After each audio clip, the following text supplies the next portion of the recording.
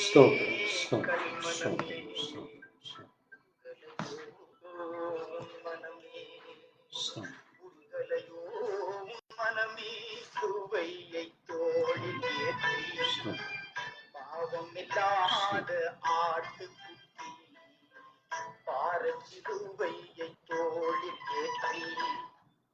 Praise the Lord. நம்முடைய ஆண்டவரும் அருமை இரட்சகரும் மீட்பருமான கர்த்தராகிய இயேசு கிறிஸ்துவின் இனிய நல்ல நாமத்திலே உங்களுக்கு இந்த நல்ல நாளிலும் கூட தேவ சமூகத்திலே நாம் வரும்படியாய் தேவனாகிய கர்த்தர் நமக்கு இந்த நாளை ஆசீர்வதித்து கொடுத்ததற்காக இந்த விசேஷித்த வெள்ளிக்கிழமை தேவ சமூகத்திலே நாம் வரவும் தேவனை கனப்படுத்த மகிமைப்படுத்த தேவனை துதிக்க ஆராதிக்க கர்த்தர் கொடுத்த இந்த நல்ல வேலைக்காக நன்றி சொல்லி நாம் ஜெபிக்கலாம். ஸ்தோத்திரிக்கிறோம், ஸ்தோத்திரிக்கிறோம், ஸ்தோத்திரம். ஆண்டவரே உம்மை துதிக்கிறோம் அப்பா. உடைய அன்பிற்காய், கிருபைக்காய், உடைய இரக்கத்திற்காய் நீர் எங்களுக்காய் இந்த பூமியிலே மனிதனாய் வந்து உடைய பரிசுத்த ரத்தத்தை சிந்தி எங்களை பலப்படுத்தி எங்களை ஆண்டவரே உடைய ரத்தத்திலே கழுவி எங்களை மீட்டெடுத்தவரே உமக்கு நன்றி செலுத்துகிறோம். எங்களுக்காய் ஆண்டவரே உடைய சொந்த ஜீவனையே கொடுத்தீரே நன்றி செலுத்துகிறோம். உம்முடைய ரத்தம் ஆண்டவரே இன்றைக்கும் அது பரிந்து பேசுகிறதாய், அந்த ரத்தம் எங்களை கழுவுகிறதாய், அந்த ரத்தத்திலே மீட்கொண்டு கர்த்தாவே அதிலே சமாதானம் உண்டு, அதிலே இரக்கம் உண்டு, அதிலே கிருபை உண்டு, தயவுண்டு, அதிலே பாவம் மன்னிப்பு உண்டு. கர்த்தாவே தேவனே உடைய அன்பின் தயவை ஒவ்வொரு நாளும் நினைத்து நாங்கள் உடைய கரத்திலே தாழ்த்தி ஒப்பு கொடுக்கிறோம். இந்த நல்ல நாளிலும் கூட உடைய சமூகத்தில் இந்த ஆராதனை துவக்கம் முதல் முடிவு வரை உடைய பிரசன்னம் எங்கள் மத்தியில் இருப்பதற்காக நன்றி சொல்லும். உடைய கரத்தில் ஒப்பு கொடுக்கிறோம். ஆண்டவர் தாமே இந்த நேரத்தில் எங்களோடு கூட இணைந்துள்ள ஒவ்வொரு தேவ பிள்ளைகளையும் கர்த்தர் பலப்படும். வர தடப்பட்ட பிள்ளைகளை கண்ணோக்கி பார்த்து தேவ இரக்கம் அவர்களுக்கும் கிடைத்து ஆண்டவரே எங்களுக்காய் மரித்து உயிர்த்தெழுந்த தேவனை நாங்கள் மகிமைப்படுத்த கனப்படுத்த அவரை நினைவு கூற அவருடைய அன்பை இரக்கத்தை தயவை நினைத்து நாங்கள் ஒவ்வொரு நாளும் நன்றி சொல்லும். கொடுத்த இந்த ஆயுசு நாட்களுக்காய் இந்த வேலைக்காய் நன்றி சொல்லி உடைய கரத்திலே தாழ்த்தி ஒப்புக்கொடும். தேவதாய்வு தொடர்ந்து உடைய பிள்ளைகளாகி எங்கள் ஒவ்வொருவருக்கும் கிடைக்கட்டும். நீரே மகிமைப்படும் உடைய நாமத்தை மகிமை வரப்படும். எல்லாவற்றையும் ஆண்டவரும் இரட்சகரும் மீட்பருமான கர்த்தராகிய இயேசு கிறிஸ்துவின் பரிசுத்த நாமத்திலே ஆமென். கர்த்தர் தாமே உங்களை ஒருவரையும் ஆசீர்வதிப்பாராக. ஆண்டவருடைய இயேசு கிறிஸ்துவின் நாம மகிமைக்காக இந்த நேரத்திலும் நாம் பாட்டு புத்தகத்திலே ஒரு பாடலை பாடி கர்த்தரை நாம் மகிமைப்படுத்துவோம். 232வது பாடல். என்றும் என் ஆனந்தம் என் இயேசு தருகிறார், துதிப்பேன் துதிப்பேன் துதித்து கொண்டே இருப்பேன் என்கிற பாடல்.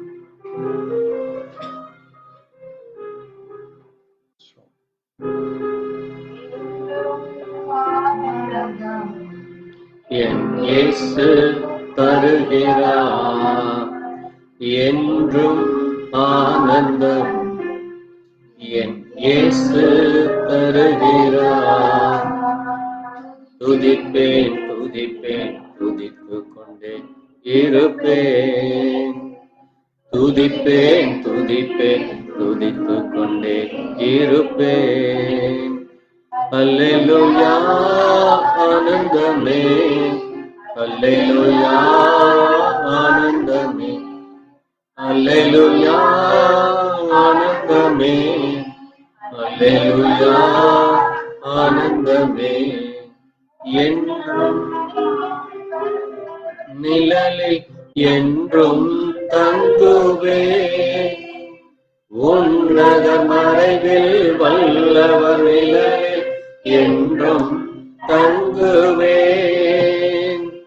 தேவனை நோக்கி அடைக்கல பாதை என்றே சொல்லுவேன், தேவனை நோக்கி அடைக்கல பாறை என்றே சொல்லுவேன்.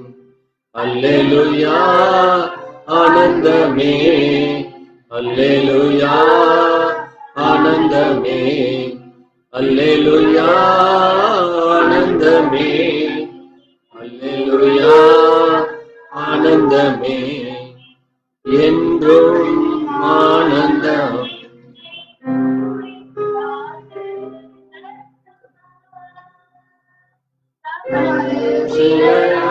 என்னை மூடி காத்து நடத்துவார், அவரது வசனம் ஆவியின் பட்டயம் எனது கேடகம், அவரது வசனம் கோட்டையும் எனது கேடகம். அல்லேலூயா ஆனந்தமே, அல்லேலூயா ஆனந்தமே, அல்லேலூயா ஆனந்தமே, அல்லேலூயா ஆனந்தமே.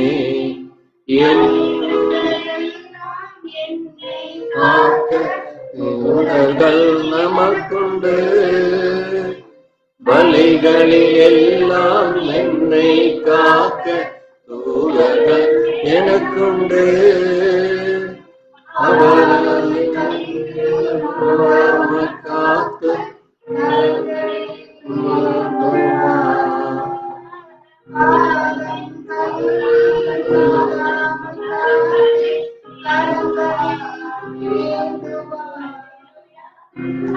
ஆனந்தமே, அல்லேலூயா ஆனந்தமே, அல்லேலூயா ஆனந்தமே, அல்லேலூயா ஆனந்தமே. என் மேலும் நடந்தே செல்லுவே, சிங்கத்தின் மேலும் ஆண்டின் மேல் செல்லுவே, வலிமையை வெல்ல கொண்டு, வலிமையை வெல்ல அதிகாரம் எனக்குண்டு. அல்லேலூயா ஆனந்தமே, அல்லேலூயா ஆனந்தமே, அல்லேலூயா ஆனந்தமே, அல்லேலூயா ஆனந்தமே.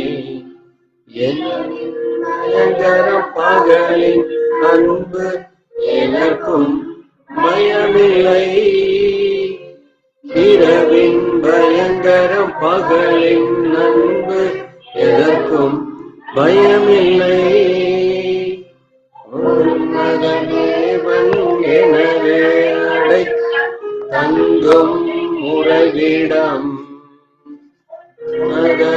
தேவன் எனது தங்கும் உறைவிடம். அல்லேலூயா ஆனந்தமே, அல்லேலூயா ஆனந்தமே, அல்லேலூயா ஆனந்தமே, அல்லேலூயா ஆனந்தமே. எனக்கு என்றும் விடுதலை, தேவனை ஆகின்ற எனக்கு என்றும் விடுதலை. அவரது நாமம் அறிந்த எனக்கு அவரே அடைக்கலம், அவரது நாமம் அறிந்த எனக்கு அவரே அடைக்கலம். அல்லேலூயா ஆனந்தமே, அல்லேலூயா ஆனந்தமே, அல்லேலூயா ஆனந்தமே, அல்லேலூயா ஆனந்தமே. என்றும் ஆனந்தம் இயேசு தருகிறார், என்றும் ஆனந்தம் இயேசு தருகிறார். துதிப்பேன் துதிப்பேன் துதித்துக் கொண்டே இருப்பேன், துதிப்பேன் துதிப்பேன் துதித்துக் கொண்டே இருப்பேன். அல்லேலூயா. ஆமென். நாம் இன்னும் அதிகமாய் தேவனை துதிக்க, தேவனை அவர் நமக்கு செய்த எல்லா நன்மைகளுக்காக, அவர் நம்மோடு கூட இருப்பதற்காக இன்னும் ஒரு பாடலை பாடி அவரை மகிமைப்படுத்துவோம். 968வது பாடல், நீர் இல்லாத நாளெல்லாம் நாளாகும்.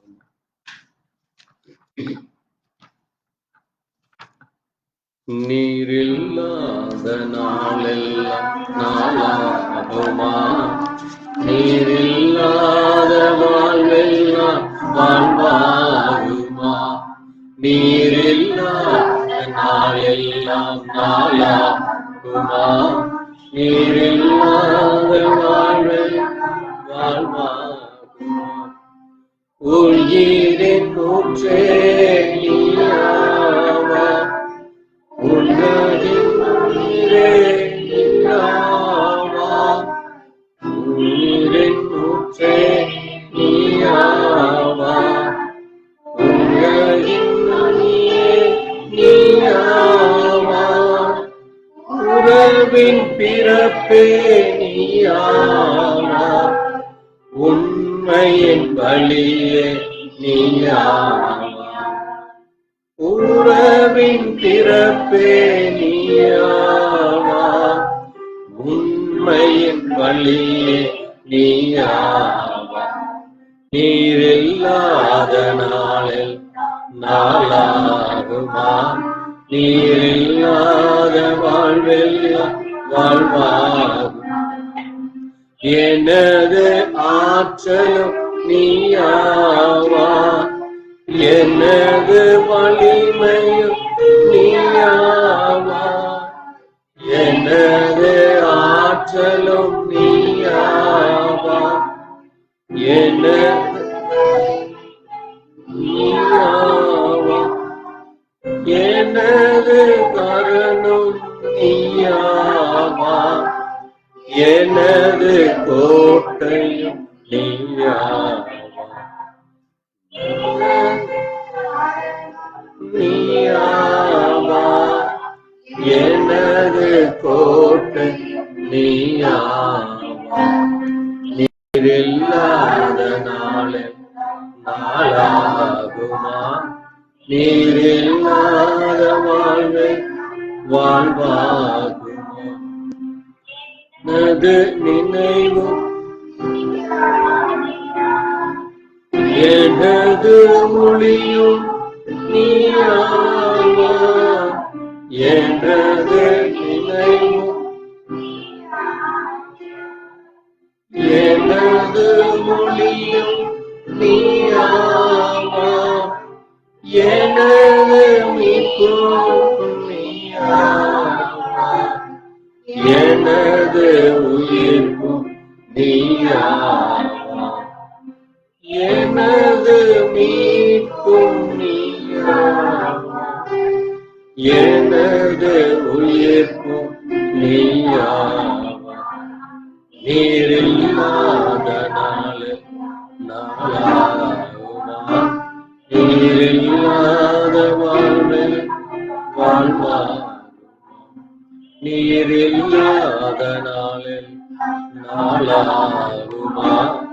நீரில்லாத வாழ்வில் வாழ்வாகுமா?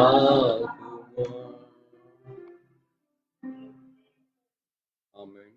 தேவனுடைய ஜீவன் இல்லாமல், தேவனுடைய உயிர் இல்லாமல் நம்ம பூமியிலே ஜீவிக்க முடியாது.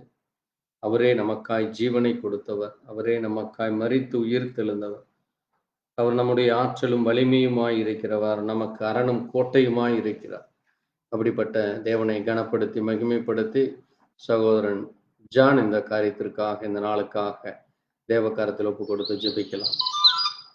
தேவன் தாமே இந்த நாளை ஆசீர்வதித்து கொடுத்ததற்காக நம்ம மத்தியில் இருக்கிற சகோதரன் ஜான் இந்த காரியத்திற்காக ஜெபம் பண்ணலாம். ஸ்தோத்திரமானவர், ஸ்தோத்திரம் ஐயா. நன்றி ஐயா, நன்றி ராஜா, நன்றி அப்பா. ஸ்தோத்திரிக்கிறோம், ஸ்தோத்திரிக்கிறோம், ஸ்தோத்திரிக்கிறோம், ஸ்தோத்திரிக்கிறோம். சகோதரர் ஜான் ஜெபம் பண்ணுங்க. ஸ்தோத்திரம் ஆண்டவரே, ஸ்தோத்திரம் ஆண்டவரே, ஸ்தோத்திரம் அப்பா. ஆமேன், ஆமேன் ராஜாவே, உம்முடைய கிருபைக்காய் நன்றி.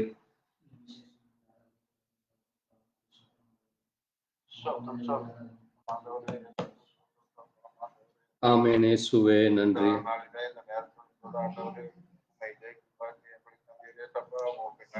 நன்றி ஐயா, நன்றி ராஜா.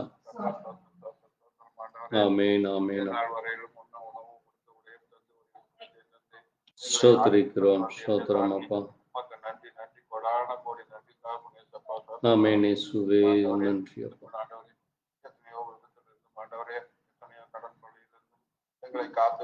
ஸ்தோத்திரிக்கிறோம் ஸ்தோத்திரிக்கிறோம் ஸ்தோத்திரம் அப்பா. ஆண்டவரே நன்றி அப்பா, நன்றி அப்பா, நன்றி ராஜா, நன்றி ஐயா. இயேசுவே ஸ்தோத்திரம் ஸ்தோத்திரம் ஸ்தோத்திரம். நன்றி ஐயா, நன்றி அப்பா, நன்றி அப்பா, நன்றி அப்பா. இயேசுவே நன்றி அப்பா. கிருபை கிருபை கிருபை ஆண்டவரே ஸ்தோத்திரம் ஸ்தோத்திரம் ஸ்தோத்திரம் அப்பா. நன்றி ஆண்டவரே, நன்றி அப்பா, நன்றி ஐயா. கிருபையாயிரும் இரக்கமாயிரும் ஸ்தோத்திரிக்கிறோம். கிருபை கிருபை கிருபை ராஜாவே ஸ்தோத்திரம் அப்பா, நன்றி அப்பா, நன்றி நன்றி ஐயா. துதிக்கிறோம் துதிக்கிறோம் துதிக்கிறோம் துதிக்கிறோம். நன்றி நன்றி அப்பா, ஸ்தோத்திரம் ஸ்தோத்திரம். எஸ் அப்பா, நன்றி நன்றி ஐயா. ஸ்தோத்திரிக்கிறோம் ஸ்தோத்திரம் ஸ்தோத்திரம். தேவனே உடைய கிருபை இரக்கமாயிரும் தயவாய். இயேசுவே கிருபை கிருபை அப்பா, ஸ்தோத்திரம் ஸ்தோத்திரம் ஐயா. தகப்பனே உடைய கிருபை கிருபை ராஜாவே. இயேசுவே நன்றி ராஜா, நன்றி ஐயா, நன்றி அப்பா. இயேசுவே மனமிறங்கும் மனமிறங்கும் அப்பா, இரக்கமாயிரும் கிருபையாயிரும். இயேசுவே தயவுக்கார நன்றி அப்பா, நன்றி ஐயா. ஸ்தோத்திரம். இயேசுவே தயவு பாராட்டு, தயவாயிரும் தயவாயிரும். இயேசுவே ஸ்தோத்திரம் ஸ்தோத்திரம் ஸ்தோத்திரம் அப்பா. இயேசுவே நன்றி அப்பா, நன்றி ராஜாவே. ஸ்தோத்திரம் ஸ்தோத்திரம் அப்பா. ஆமென். இயேசுவே விடுதலை தாரும், சுகத்தை தாரும். ஆமென். நன்றி நன்றி நன்றி அப்பா. ஆமென் தகப்பனே, கிருபை கிருபை அப்பா. ஸ்தோத்திரம் ஸ்தோத்திரம் ஸ்தோத்திரம் அப்பா. ஆமென். இயேசுவே நன்றி ஐயா, நன்றி ராஜா. ஆமென் ஆண்டவரே, ஆமென் அப்பா, நன்றி அப்பா. ஆமென் தகப்பனே, ஆமென் ராஜாவே. ஸ்தோத்திரம். கிருபையாய் கிருபையாய் மனமிறங்கும் மனமிறங்கும். ஸ்தோத்திரம் ஸ்தோத்திரம். கிருபையாய் கிருபை செய்யும் கிருபையாய். ஸ்தோத்திரம் ஸ்தோத்திரம் ஸ்தோத்திரம். நன்றி நன்றி அப்பா, இரக்கமா மனமிறங்கும் மனமிறங்கும் ஐயா. ஸ்தோத்திரிக்கிறோம் ஸ்தோத்திரம். கிருபையாயிரும் மனமிறங்கும் தயவு பாராட்டும். இயேசுவே ஸ்தோத்திரம் ஸ்தோத்திரம் ஸ்தோத்திரம் ஸ்தோத்திரம் ஸ்தோத்திரம் ஸ்தோத்திரம் ஸ்தோத்திரம் அப்பா. இயேசுவே கிருபை கிருபை கிருபை அப்பா. இயேசுவே நன்றி நன்றி அப்பா. ஸ்தோத்திரம் ஸ்தோத்திரம். கிருபையாய் இரக்கமாயிரும். ஸ்தோத்திரிக்கிறோம் ஸ்தோத்திரம் ஸ்தோத்திரம். நன்றி அப்பா, நன்றி ராஜா, நன்றி ராஜா, நன்றி அப்பா. ஸ்தோத்திரம் ஸ்தோத்திரம் ஸ்தோத்திரம். துதிக்கிறோம் துதிக்கிறோம் துதிக்கிறோம். இயேசுவே இரக்கமா. ஆமென் ஆமென். இயேசுவே ஸ்தோத்திரம் ஸ்தோத்திரம். ஆமென் ராஜா. ஆமாண்டவரே நன்றி அப்பா, நன்றி. மனமிறங்கும் மனமிறங்கும். ஸ்தோத்திரம் ஸ்தோத்திரம். எல்லாவித காரியங்களும்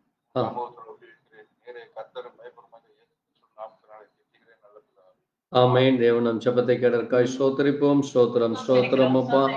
ஆண்டவரே, புதிய ஆத்மாக்களுக்காய், புதிய காரியங்களுக்காய், புதிய உற்சாகத்திற்கு, புது பலனடைய சபையானது இன்னும் மறுரூபப்பட, ஆண்டவரே உம்முடைய வருகைக்கென்று ஆயத்தப்பட, உங்களே கலங்கூற, உங்களே ஆண்டவரே பலனடைய உடைய வார்த்தைக்காய் வைராக்கியமா நிற்கிற பிள்ளைகளாய் எழும்ப தேவனே உடைய சமூகத்திலே தங்களை தாழ்த்துகிறவராய் இருக்க தேவ கிருபை கொடுத்திருக்காய்.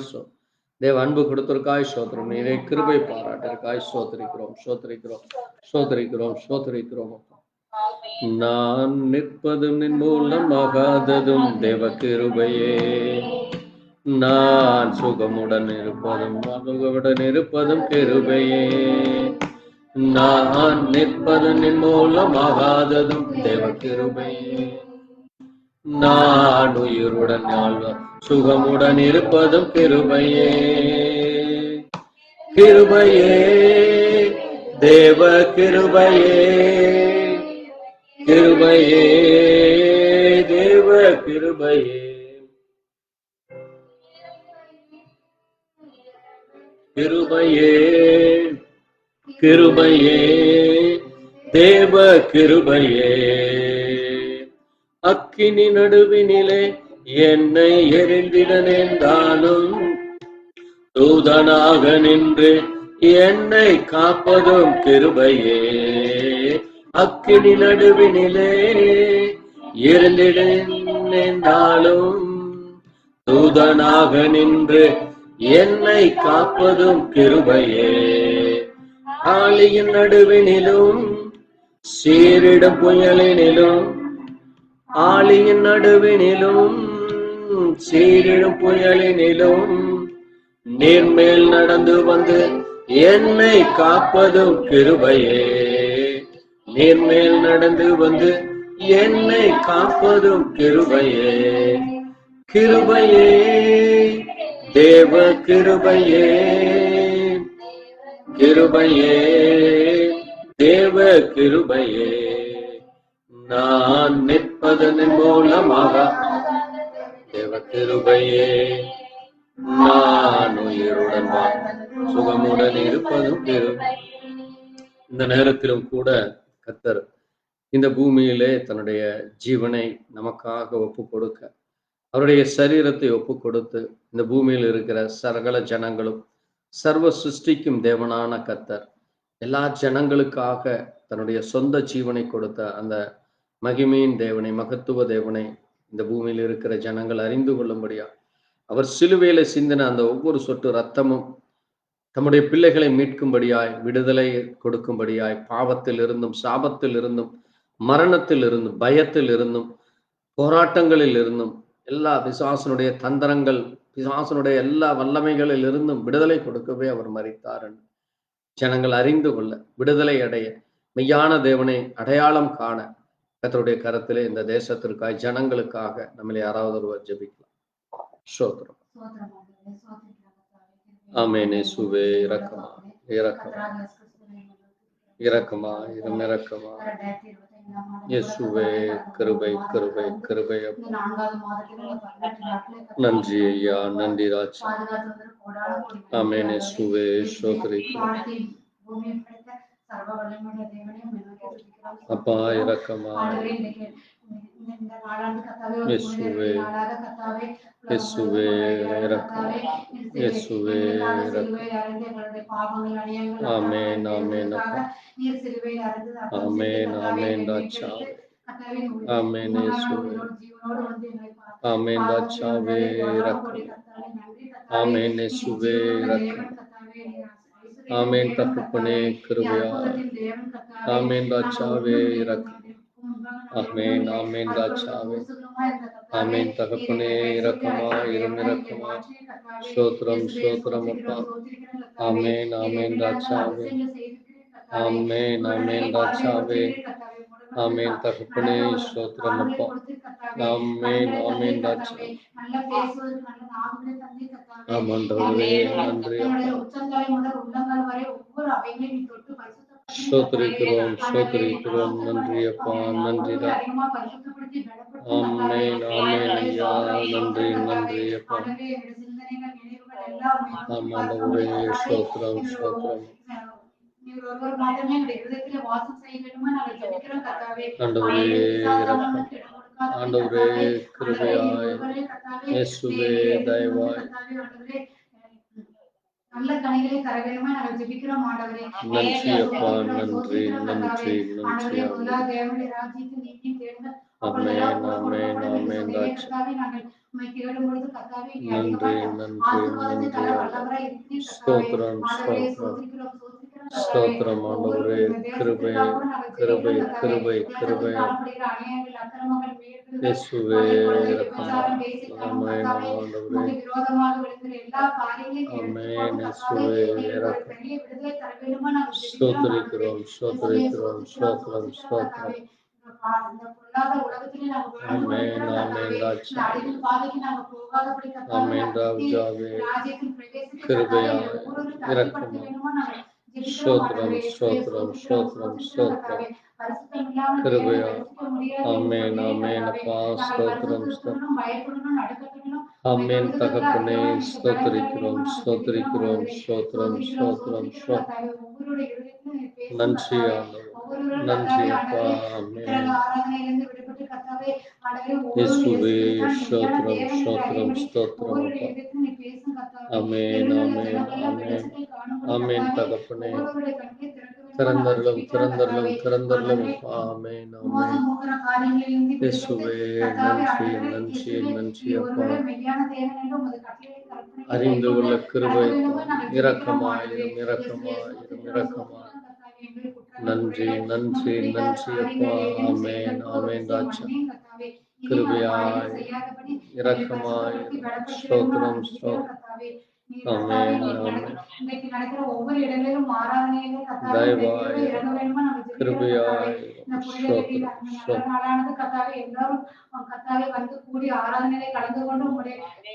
நன்றி நன்றி நன்றி அப்பா. ஆமென். தயவாய் இரக்கமாயிரும். ஸ்தோத்திரம் ஸ்தோத்திரம் அப்பா.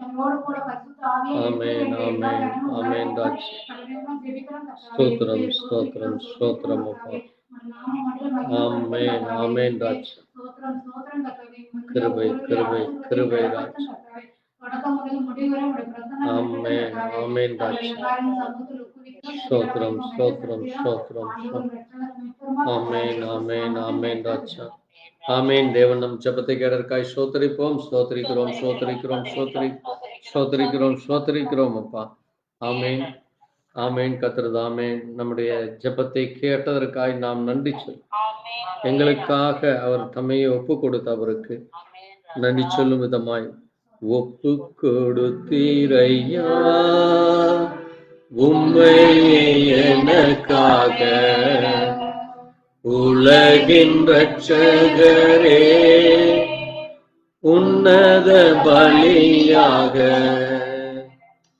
ஒப்பு கொடுத்தீரையா உம்மை எனக்காக உலகின் இரட்சகரே உன்னத பலியாக எங்களை வாழ வைக்க சிலுவையில் தொங்கினீ எங்களை வாழ வைக்க சிலுவையில் தொங்கினீ நோக்கி பார்ப்பதினால் பிழைத்து கொண்டோமையா நோக்கி பார்த்ததினால் பிழைத்து கொண்டோமையா ஒப்பு கொடுத்தீரையா உம்மையே எனக்காக சுத்திகரித்தீரையா சொந்த ஜனமாக சுத்திகரித்தீரையா சொந்த ஜனமாக உள்ளத்தில் வந்தீரையா உமக்காய் வாழ்ந்திட உள்ளத்தில் வந்தீரையா உமக்காய் வாழ்ந்திட மீட்கும் பொருளாக ரத்தம் தந்தீரையா மீட்கும் பொருளாக ரத்தம் தந்தீரையா சாத்தானை தோற்கடித்து சாவையும் வென்றீரையா சாத்தானை தோற்கடித்து சாவையும் வென்றீரையா, ஒப்பு கொடுத்தீரையா, உம்மையே எனக்காக உலகின் ரட்சகரே, உன்னத பலியாக. ஆமாண்டவரே, எங்களுக்காக உடைய சரீரத்தை ஒப்புக்கொடு, எங்களுக்காக உடைய ரத்தத்தை சிந்து எங்களை மீட்டெடுத்தவரே மக்கள் நன்றி. ஆண்டவரே, அந்த ரத்தம் ஒரு பரிசுத்தமுள்ள ரத்தம், பாவத்திலிருந்து விடுதலை கொடுக்கிற ரத்தம், பாவத்திலிருந்து மீட்பையும் ரட்சிப்பையும் ஆண்டவரே நித்திய ஜீவனையும் கொடுக்க அந்த ரத்தம் சிந்தப்பட்டது. அந்த ரத்தம் எது மகத்துவமானது, அதிலே ஜீவன் உண்டு, அதிலே மகிமை உண்டு, அதிலே வல்லமை உண்டு, அதிலே அதிசயம் உண்டு, ஆசீர்வாதம் உண்டு. அந்த ரத்தத்தை நாங்கள் நோக்கி பார்க்கிறோம், அந்த சிலுவையை நோக்கி பார்க்கிறோம். ஆண்டவரே, எங்களுக்காய் மரித்த அந்த ஆண்டவரே அந்த சமூகத்தை, நம்முடைய சமூகத்தை நோக்கி பார்க்கிறோம். நீர் எங்களுக்காக இறங்கி வந்தீரப்பா, எங்களுக்காக நீர் ஆண்டவரே இதோ மனுஷகுமாரனுக்கு தலை சாய்க்க இடமில்லை என்று சொல்லி, இதோ நீர் படைத்த இந்த பூமியில உமக்கு இடமில்லாதபடி உண்மை ஆண்டவரே சிலுவையிலே நடுவானத்திலே தொங்க விட்டார்கள் அப்பா. அது எவ்வளவு பெரிய ஆண்டவரே ஒரு அந்த மரணம், அது அகோர மரணமாக இருக்கிறது, ஒரு கொடுமையான மரணமாக இருக்கிறது. அது எந்த ஒரு மனிதனுக்கும் வரக்கூடாத ஒரு ஆண்டவரே ஒரு திருடன் அல்லது கொள்ளைக்காரன் அல்லது பாவம் செய்கிற மனிதனுக்கு மட்டுமே அப்படிப்பட்ட ஒரு கொடூர மரணம் வரும். ஆனால் எங்களுக்காக நீர் அந்த கொடூர மரணத்தை, அந்த ஆண்டவரே கர்த்தாவே சொல்ல முடியாத அந்த துயரத்தை, வேதனைகளை நீர் அனுபவித்தீரப்பா. அதை நாங்கள் நோக்கி பார்க்கிறோம் அப்பா. அது எங்களுக்காக நீர் சிந்தின ரத்தம் அப்பா, எங்களுக்காக நீர் உம்மை தாழ்த்தி நீர் அதை ஏற்றுக்கொண்டீரப்பா. அதற்காகவே நீர் வந்தீரப்பா. அதை நாங்கள் ஆண்டவரே ஒவ்வொரு நாளும் நினைவு கூறுவோம். எப்பொழுதெல்லாம் சிலுவையை பார்க்கிறோம், எப்பொழுதெல்லாம் உம்மை நோக்கி பார்க்கிறோம், அப்பொழுதெல்லாம் நீர் எங்களுக்காய் மரித்தீர். நாங்கள் பாவம் செய்யக்கூடாது, நாங்கள் அக்கிரமம் செய்யக்கூடாது, மீறுதல் செய்யக்கூடாது, எங்களுக்கு விடுதலை கொடுத்தீர், சுகத்தை கொடுத்தீர், நித்திய ஜீவனை கொடுத்தீர் என்ற அந்த உணர்வோடு நாங்கள் அதை நோக்கி பார்க்க வேண்டும். இயேசுவே தயவாயிரும், கர்த்தாவே இரக்கமாய் தொடர்ந்து உம்முடைய கரம் எங்களை வழிநடத்த வேண்டும். உம்முடைய வார்த்தையின் மூலமாய் நீர் எங்களோடு கூட பேச வேண்டுமா, அந்த மகிமையை, அந்த உன்னதங்களை, அதனுடைய ஆண்டவருடைய வெளிப்பாட்டை, அதிலே வருகிற மகத்துவங்களை அறிந்து கொள்ள தேவ இரக்கம். இயேசு கிறிஸ்துவினுடைய பரிசுத்த நாமத்திலே ஆமென். நாம் எழுந்து நின்று இந்த நேரத்திலே தேவனுடைய வார்த்தைகளை வாசித்து தொடர்ந்து நாம் செய்திக்குள்ளாய் கடந்து செல்லலாம். சங்கீதம் 2ஆம் சங்கீதம் 7ஆம் வசனத்தை வாசித்து தொடர்ந்து நாம் வேத வார்த்தைகளுக்குள்ளாக சென்று நாம் வேதத்தின் காரியங்களை தியானிக்கலாம். சங்கீதம் 2:7 தீர்மானத்தின் விவரம் சொல்லுவேன். கர்த்தர் என்னை நோக்கி, நீர் என்னுடைய குமாரன், இன்று நான் உம்மை ஜெனிப்பித்தேன். வாசிக்கலாம். என்னை கேளும், அப்பொழுது ஜாதிகளை உமக்கு சுதந்திரமாகவும் பூமியின் எல்லைகளை உமக்கு சுதந்திரமாகவும் கொடுப்பேன். இருப்புக்கோளால் அவர்களை நொறுக்கி புயக்களத்தை போல் அவர்களை உடைத்து போடுவீர் என்று சொன்னார். இப்போதும் ராஜாக்களே உணர்வடையுங்கள், பூமியின் நியாயாதிபதிகளே எச்சரிக்கையாய் இருங்கள். பயத்துடனே கர்த்தரை சேவியுங்கள், நடுக்கத்துடனே களி கூறுங்கள். குமாரன் கோபம் கொள்ளாமலும் நீங்கள் வழியிலே அழியாமலும் இருக்கும்படிக்கு அவரை முத்தம் செய்யுங்கள். கொஞ்ச காலத்திலேயே அவருடைய கோபம் பற்றி எரியும். அவரை அண்டு கொள்ளுகிற யாவரும் பாக்கியவான்கள். ஆமென். வாசித்த வார்த்தையை கர்த்தர் தாமே ஆசீர்வதிப்பாராக. நம்ம ஒரு நிமிஷம் ஜெபிக்கலாம். எங்களை நேசிக்கிற எங்கள் நல்ல ஆண்டவரே, வாசித்த வார்த்தைகளிலே ஆண்டவரே குமாரனை அண்டிக் கொள்ளும், அவருடைய கோபம் கொஞ்ச நாளிலே பற்றி எரியும், அவரை அண்டிக் கொள்கிற ஒரு பாக்கியவான் அவரே சொல்லி இருக்கிறீரப்பா. அதை நாங்கள் ஒரு விஷயம் கூட இந்த நாளிலே தியானிக்க, அதிலே மகத்துவங்கள், அதிலே மகிமையான காரியங்கள், நீர் இந்த பூமியிலே எங்களுக்காக மீட்கும்படியாய் நீர் குமாரனாய் வந்தீர் என்று ஆண்டவரே, நீர் இந்த பூமியிலே ஆண்டவரே நீர் ஜெனிப்பிக்கப்பட்டீர். ஆண்டவரே, நீர் எங்களுக்காக இந்த பூமியிலே குமாரனாய் வந்து உம்முடைய சொந்த ரத்தத்தை சிந்தினீர். உம்மை அண்டிக் கொள்கிறவர்கள் பாக்கியவான்கள் என்று சொல்லப்பட்டிருக்கிறது. உடைய கோபம் இந்த பூமியை பற்றி எரிய போகிறது என்று சொல்லி இருக்கிறீரப்பா. ஆண்டவரே, உம்மை முத்தம் செய்ய வேண்டும் என்று சொல்லி இருக்கப்பா. உம்முடைய பாதத்திலே வந்து நாங்கள் அதை செய்ய எங்களை தகுதிப்படுத்துவோம். எங்களை ஒரு விஷயம் கண்ணோக்கி பாரும். தேவ கிருபையை தான் உடைய கரத்திலே தாழ்த்திரம் எல்லாவற்றையும் இயேசு கிறிஸ்துவனுடைய பரிசுத்த நாமத்திலே ஆம். உட்காரலாம். ஆண்டவராகிய இயேசு கிறிஸ்துவ நாமம் மகிமைப்படும்படியா நாம் இன்றைக்கும் கூட வேதத்திலிருந்து ஒரு வார்த்தைகளை வாசித்து நாம் தியானிக்கலாம். எபிரேயர் 2ஆம் அதிகாரம் 7, 8, 9 நாம் வாசித்து இந்த நாளுக்குரிய செய்தியை நாம் தியானிக்கலாம். சற்று சிறியவனாய் மகிமையினாலும் கனத்தினாலும் அவனுக்கு முடிசூட்டி உம்முடைய கரத்தின் கிரியையின் மேல் அவனை அதிகாரியாக வைத்து சகலத்தையும் அவனுடைய பாதங்களுக்கு கீழ்ப்படுத்தினீர் என்று சொன்னார். சகலத்தையும் அவனுக்கு கீழ்ப்படுத்தினார் என்கிற விஷயத்தில் அவர் அவனுக்கு கீழ்ப்படுத்தாத பொருள் ஒன்றும் இல்லை. அப்படி இருந்தும் இன்னும் அவனுக்கு சகலமும் கீழ்ப்பட்டிருக்க காணும். என்றாலும் தேவனுடைய கிருபையினால் ஒவ்வொருவருக்காகவும் மரணத்தை ருசி பார்க்கும்படிக்கு தேவதூதரிலும் சற்று சிறியவராக்கப்பட்டிருந்த இயேசு மரணத்தை உத்தரித்தது நிமித்தம் மகிமையினாலும் கனத்தினாலும் முடிசூட்டப்பட்டதை காண்கிறோம். ஏனென்றால் தமக்காகவும் தம்மாலேயும் சகலத்தையும் உண்டாக்கினவர் அநேக பிள்ளைகளை மகிமையில் கொண்டு வந்து சேர்க்கையில் அவருடைய ரட்சிப்பின் அதிபதியை உபத்திரவங்களினாலே பூர்ணப்படுத்துகிறது அவருக்கு ஏற்றதாய் இருந்தது. எப்படி எனில் பரிசுத்தம் செய்கிறவரும் பரிசுத்தம் செய்யப்படுகிறவர்களுமாகிய யாவரும் ஒருவராலே உண்டாயிருக்கிறார்கள். இதன் நிமித்தம் அவர்களை சகோதரர் என்று சொல்ல அவர் வெட்கப்படாமல் உம்முடைய நாமத்தை என் சகோதரருக்கு அறிவித்து சபை நடுவில் உம்மை துதித்து பாடுவேன் என்றும் நான் அவரிடத்தில் நம்பிக்கையாய் இருப்பேன் என்றும் இதோ நானும் தேவன் எனக்கு கொடுத்த பிள்ளைகளும் என்றும் சொல்லியிருக்கிறார். அதனால் பிள்ளைகள் மாம்சத்தையும் இரத்தத்தையும் உடையவர்களாய் இருக்க அவரும் அவர்களைப் போல் மாம்சத்தையும் இரத்தத்தையும் உடையவரானார்.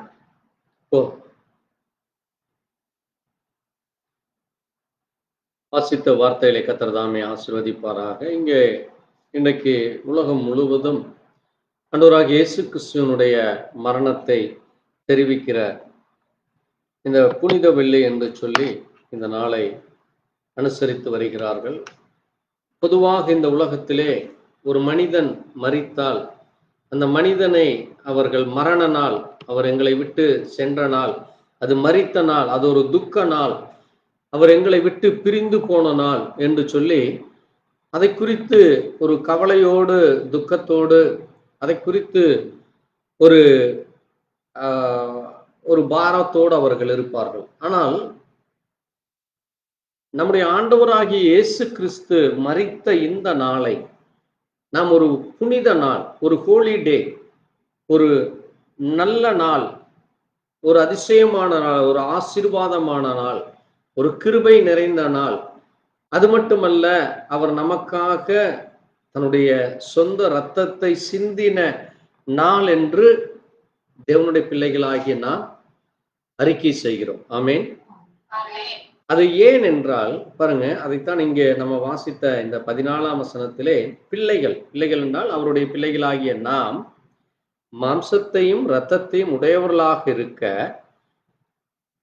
அவரும் என்னானாராமா, அவர்களைப் போல மாம்சத்தையும் இரத்தத்தையும் உடையவரானார். அது மட்டுமல்ல, இந்த பூமியிலே மனிதன் மரித்து கொண்டிருக்கிறான். எப்பொழுது தேவனுடைய வார்த்தையை மீறி தேவனுடைய சொல்லை கேளாமல் அங்கே அந்த நன்மை தீமை அறியத்தக்க அந்த கனியை புசித்ததன் மூலமாக எனக்கு அறிவு வேண்டும், ஞானம் வேண்டும், இந்த உலகத்திலே புத்தி வேண்டும் என்று சொல்லி தேவன் கொடுக்கிற அந்த ஞானத்தை புத்தியை மறந்து, தேவனுக்கு பயப்படுகிற பயத்தை மறந்து அதை மீறி செய்ததினாலே அவன் மரணம் என்கிற கனியை புசிக்கிறான். அந்த மரணம் என்கிற கனியை, அதற்கு அதிகாரியான அந்த பிசாசை தேவன் என்ன செய்கிறாராமா, தமது மரணத்தினாலே அழிக்கும்படி. எப்படி அதை மனிதன் புசித்ததினால் அவனுக்கு மரணம் வருகிறது. இன்றைக்கும் நம்ம ஒவ்வொருவருக்கும் மரணம் வருகிறது. இந்த பூமியில இதுவரைக்கும் மரித்த மனிதர்கள் ஏன் மரிக்கிறார்கள் என்றால், அங்கே ஆதாமுடைய மனைவி ஏவாள் இவர்கள் இருவரும் சேர்ந்து செய்த மிகப்பெரிய தவறினாலே இன்றைக்கும் ஒவ்வொரு மனிதனுக்கும், அவர்கள் தேவனை ஏற்றுக்கொண்டாலும் சரி, ஏற்றுக்கொள்ளாவிட்டாலும் சரி, தேவனை அவர்கள் அங்கீகரித்தாலும் அங்கீகரிக்காவிட்டாலும் அல்லது தேவனை குறித்து அறியாமல் இருந்தாலும் அவர்களுக்கும் என்ன இருக்கிறது? மரணம் ஒன்று இருக்கிறது. என்றால் ஒரு முறை பிறப்பதும் பின்பு மரிப்பதும் இந்த பூமியிலே அது நியமிக்கப்பட்டிருக்கிறது. அது ஒவ்வொரு மனுஷனுக்கும் வருகிறது என்று வேதம் சொல்லுகிறது. ஆனால் அந்த மரணத்திலிருந்து, அந்த மரணத்துக்கு அதிகாரியான அந்த பிசாசானவனை தேவன் என்ன செய்கிறாராமாம்? தமது மரணத்தினாலே அவர் அழித்து போடுகிறார். அதனாலதான் அவர் இந்த பூமியிலே குமாரனாக, மனிதனாக வந்து அந்த மரணத்தை அவர் என்ன செய்தாராம்? அதைத்தான் அந்த 9ஆம் வசனத்திலே சொல்லப்பட்டிருக்கிறது. அவர் என்ன ஆறாராமாம்? பாருங்க, ஒவ்வொருவருக்காகவும் மரணத்தை ருசி பார்க்கிறார். நம்ம எப்படி கர்த்தர் நல்லவர் என்பதை ருசித்து பாருங்கள் என்று வேதம் சொல்லுகிறதோ, நம்ம அவர் நல்லவருங்கிறத நம்ம வேதத்தின் வார்த்தையின் மூலமாய், அவரை நாம் ஏற்றுக்கொள்வதன் மூலமாய், அவருடைய வார்த்தையின்படி ஜீவிப்பதன் மூலமாய் அந்த நன்மைகளை நம்ம ருசிக்கிறோம். அந்த நன்மைகளை பலன் பெறுகிறோம். எப்படி ஒரு மாங்காய் ருசித்தால் தான் அது இனிப்பா, அதனுடைய சுவை என்ன, அதனாலே நமக்கு என்ன பலன் என்று நம்ம அதை ருசிக்கிற பொழுதுதான் தெரியும். அதை போல கர்த்தர் நல்லவர் என்பதை நம்ம என்ன செய்ய வேண்டும்? ருசிக்கிறோம். அதை போல மரணம் என்பது அதுவும் ஒரு எப்படியாக இருக்கிறதாமா? அதுவும் ஒரு டேஸ்ட். அது தேவன் ருசி பார்த்தார் என்று சொல்லப்பட்டிருக்கிறது. அந்த மரணத்தை அவர் என்ன செய்தாராமா? ருசி பார்த்தார். அது மட்டுமல்ல, அந்த மரணத்தை என்ன செய்தாராமா? உத்தரித்தார். அதை முற்றிலுமாய் அழித்து போட்டார். அதை முற்றிலுமாய் அழித்து போட்டார். அதனாலதான் அந்த மரணத்துக்கு அந்த அதிகாரி பாருங்க, ஜீவனுக்கு அதிகாரி யாரு? தேவன். அப்ப நீங்க எப்பொழுது தேவ சமூகத்திலே தேவனிடத்திலே வருகிறீர்களோ அப்பொழுது தேவன் உங்களுக்கு ஜீவனை தருகிறார். ஜனங்கள் அங்கே ஜீவனுடைய தேவனை வராதபடி அவர்கள் தேவனை மறந்து அங்கே அந்த நன்மை தீமை அறியத்தக்க அந்த கனியை புசித்ததினால் அந்த மரணத்தின் அந்த அதிகாரிய இடத்திலே சென்றதினால், மரணத்துக்கு அதிகாரி இடத்திலே செல்றதுனால அவன் மரணத்தை கொடுத்தான். அதே போல நீங்க தேவன் ஜீவனை உடைய அதிகாரி இடத்திலே நீங்கள் மனம் திரும்பி வருகிற பொழுது உங்களுக்கு தேவன் என்ன கொடுக்கிறார்? என்ன கொடுக்கிறார்? உங்களுக்கு ஜீவனை கொடுக்கிறார். அதைத்தான் அங்கே சொல்லப்பட்டிருக்கிறது. ஜீவகாலம் எல்லாம் மரண பயத்திலும் அடிமைத்தனத்தில் உள்ளானவர்கள் யாவரையும் விடுதலை பண்ணும்படி அப்படி செய்தார். பாருங்க, இன்னொன்று பாருங்க, இந்த பூமியிலே நீங்க கவனித்தீர்களானால் மனிதனை தவிர மற்ற எதற்கும் அங்கே என்ன இல்ல, தேவன் உதவி செய்யலைன்னு சொல்லி இருக்கு. பாருங்க, அதே அடுத்த வசனத்துல அவர் தேவ தூதருக்கு கூட உதவி கூடாமல், இந்த மரணத்தின் அதிகாரி பிசாசானவன் யாரு? அவன் தேவ சமூகத்தில் இருந்து அவனும் ஒரு தேவ தூதன் தான். அவன் ஆராதனை தலைவனாக இருக்கிறான். அவன் யாராக இருக்கிறான்? ஆராதனை செய்கிற ஒரு நல்ல பாட்டு பாடுறான். அதனாலதான் இன்னைக்கு அநேக பாட்டு பாடி இருந்தாங்கன்னா எல்லாரும் மயங்கி விழுந்துடுறாங்க. இன்னைக்கு உலக பாட்டுகளை கேட்டாலும் ஜனங்கள் மயங்கி விழுந்துடுறாங்க. தேவனை குறித்து நல்ல பாட்டு பாடி இருந்தாலும் மயங்கி விழுந்து அவன் தவறு செய்தாலும் அவனை அங்கீகரிக்கிற சூழ்நிலை இன்றைக்கு பூமியில காணப்படுகிறது. பாருங்க, அதனாலதான் இங்க ஆண்டவர் என்ன செய்கிறாரு? அந்த தேவதூதருக்கும் கை கூடாமல் ஆபிரகாமின் சந்ததிக்கு கை கொடுத்தார் என்று சொல்லப்பட்டிருக்கு. அப்போ இயேசு கிறிஸ்துவினுடைய மரணத்தின் மூலமாய் நமக்கு என்ன நன்மைகள் வந்தது? நம்ம அதை தியானிக்க போகிறோம். இன்றைக்கு முதலாவது அவர் என்ன செய்தாராமா? மரணத்தை ருசி பார்த்தார். இரண்டாவது, மரணத்தை உத்தரித்தார். மூன்றாவது, மரணத்தின் அதிகாரியான பிசாசானவரை அழித்தார். நான்காவது சொல்லப்பட்டிருக்கிறது, மரண பயத்தை நீக்கினார். ஆமென். நமக்கு மரணம் என்கிற ஒரு பயத்தை நம்மை விட்டு என்ன செய்கிறார்? நீக்கி போடுகிறார். அது தேவனுடைய பிள்ளைகளுக்கு தேவன் கொடுக்கிற ஒரு பெரிய ஆசீர்வாதம். இந்த பூமியில எந்த மனிதனுக்கும் கிடைக்காத ஒரு பெரிய ஆசீர்வாதத்தை தேவ பிள்ளைகளுக்கு கொடுக்கிறார். அது மட்டுமல்ல, எபிரேயர் 9ஆம் அதிகாரம் 15ஆம் வசனத்துல நீங்க வாசித்தீங்கன்னா அங்கே அவர் தன்னுடைய ஜீவனை கொடுத்து அங்கே அதை நிவர்த்தி செய்கிறார். வாசிங்க 9, வாசிப்போம். முதலாம் உடன்படிக்கையின் காலத்திலே நடந்த அக்கிரமங்களை நிவர்த்தி செய்யும் பொருட்டு அவர் மரணம் அடைந்து அழைக்கப்பட்டவர்கள் புது உடன்படிக்கையின் மத்தியஸ்தராய் இருக்கிறார். பாருங்க, அந்த பழைய ஏற்பாட்டிலே பழைய உடன்படிக்கை, அதைத்தான் நேற்று நம்ம தியானித்தோம். புதிய உடன்படிக்கை என்றால் என்னது? தேவன் நம்மோடு கூட உடன்படிக்கை செய்த என்ன உடன்படிக்கை? நேற்று சொன்னமே, ராபோஜனம், அவருடைய சரீரம். அந்த சரீரத்தை நம்ம என்ன செய்கிறார்? அதை நம்ம புசிக்கிறோம். அது எனக்காக இயேசு மரித்தார், அந்த சரீரம் மரிக்கப்பட்டது, அந்த ரத்தம் சிந்தப்பட்டது என்று அதை நினைவு கூர்ந்து அந்த அப்பத்தையும் திராட்சை ரசத்தையும் புசிக்கிறது தான் புதிய உடன்படிக்கை. அப்போ தேவன் என்ன செய்கிறாராம? புதிய உடன்படிக்கை தன்னுடைய ஜனங்களோடு கூட ஏற்படுத்துகிறார். அதற்கு என்ன செய்கிறார்? அவர் மரணம் அடைந்து, அவரே மரணம் அடைந்து, தேவனே இந்த பூமியில மரணம் அடைந்து அதை நிவர்த்தி செய்கிறார். நான் சொல்றது உங்களுக்கு புரியுதா? நமக்காக நாம் மரித்து கொண்டிருந்த நம்மை மீட்கும்படியாக அவர் அந்த மரணத்தை ஏற்றுக்கொள்கிறார். அதைத்தான் நம்ம விசுவாசிக்கிறோம். மற்ற ஜனங்களுக்கு அந்த விசுவாசம் வர்றதில்லை. ஏன் தேவனை ஏற்றுக்கொள்வதில்லை? தேவனை அவர்கள் அங்கீகரிப்பதில்லை. தேவனை குறித்து சொன்னாலும் புரிந்து கொள்ளாமல் இருக்கிறார்கள் என்றால், அவர் மரித்தது எனக்கு என்று நம்ம ஏற்றுக்கொள்கிறோம். ஆமென். அதான் மற்றவர்களுக்கும் தேவ பிள்ளைகளுக்கும் உள்ள வித்தியாசம். அதுதான் விசுவாசம். இயேசு எனக்காக மரித்தார்.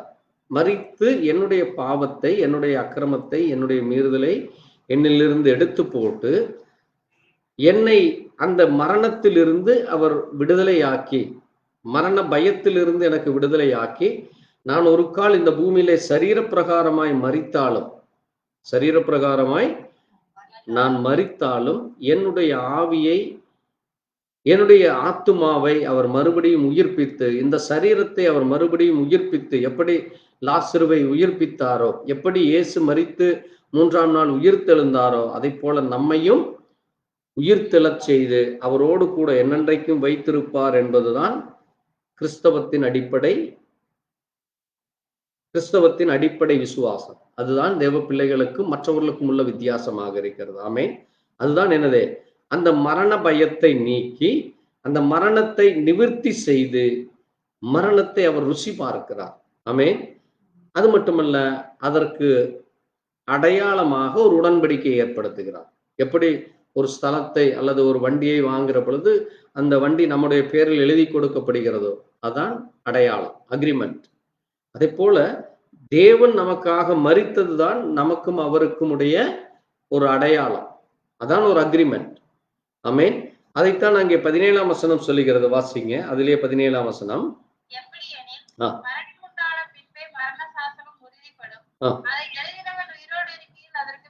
பலன் இல்லை. பாருங்க, தேவன் தான் மரண சாசனத்தை எழுதினார். முதலாவது என்ன சொன்னார்? ஆண்டவர் தான், நீ இதை புசித்தால் உனக்கு மரணம் உண்டா. அப்ப அதை எழுதினதே யாரு? தேவன். அப்ப மனிதனை பார்த்து, நீ இதை புசிக்காதே, நீ இப்படி நடந்து கொள்ளாதே, அதை செய்யாதே என்று சொல்லும் பொழுது, செய்தால் உனக்கு மரணம் வரும் என்று அவர் தீர்மானிக்கிறார். அப்ப அந்த தீர்மானத்தை செய்தவர் உயிரோடு இருக்கிற பொழுது அந்த சாசனம் என்ன செய்யாதாமா? உறுதிப்படாது. அப்ப அவரும் அந்த மரணத்தை ஏற்றுக்கொள்ள வேண்டும். அவருக்கும் அந்த மரணம் உண்டாக வேண்டும். அதனாலதான் அவர் என்ன செய்தார்? அந்த மரண சாசனத்தை எழுதியவர் நமக்காக மரணம் அடைந்தார். மரணம் அடைந்து அந்த மரண சாசனத்தை அதை உறுதிப்படுத்துகிறார். அந்த உடன்படிக்கையை உறுதிப்படுத்துகிறார். நான் உனக்காக மரித்தேன், நான் இனி உன்னை என்ன செய்ய போவதில்லை, இனி எந்த நாளைக்கும் அந்த மரண இருளிலே வைக்காதபடி உன்னை நான் உயிரோடு வைத்துக் கொள்வேன், நீ என்னோடு கூட இருக்க போகிறாய் என்று அவர் என்ன செய்தார்? அந்த மரணத்தை அவர் ஏற்றுக்கொண்டு நமக்கு அந்த அடையாளத்தை கொடுக்கிறார். ஆமென். அதான் மரணத்தை அங்கே சிலுவையிலே அவர் நம்மோடு கூட செய்த ஒரு உடன்படிக்கையாக இருக்கு. அது மட்டுமல்ல, அந்த சிலுவையிலே அவர் எதை சுமந்தார் என்று நம்ம பார்க்கிற பொழுது, அங்கே ஏசாயா 53:4 சொல்லுகிறது, நம்முடைய பாடுகளை. அதே வசனத்திலே தொடர்ந்து சுவாசிக்கிற பொழுது நம்முடைய துக்கங்களை. அது மட்டுமல்ல, தொடர்ந்து அதிலே 11ஆம் வசனம் சொல்லுகிறது, நம்முடைய அக்கிரமங்களை. பாருங்க, நம்முடைய பாடுகளை சுமந்தார், நம்முடைய துக்கங்களை சுமந்தார், நம்முடைய அக்கிரமங்களை சுமந்தார். அது மட்டுமல்ல, மத்தேயு 8ஆம் அதிகாரம் 17ஆம் வசனம் சொல்லுகிறது, நம்முடைய பலவீனங்களை அவர் சுமந்தார். கலாத்தியர் 3:13 சொல்லப்பட்டிருக்கிறது, நம்முடைய சாபங்களை அவர் ஏற்றுக்கொண்டார். நமக்கு வருகிற சாபங்கள் அவர் ஏற்றுக்கொண்டு அந்த சாபத்திலிருந்தும் அவர் நமக்கு விடுதலை கொடுக்கிறார். அக்கிரமத்திலிருந்தும் விடுதலை கொடுக்கிறார். பாடுகளில் இருந்தும் விடுதலை, துக்கங்களில் இருந்தும், வியாதிகளில் இருந்தும், பலவீனங்களில் இருந்தும், சாபங்களில் இருந்தும்.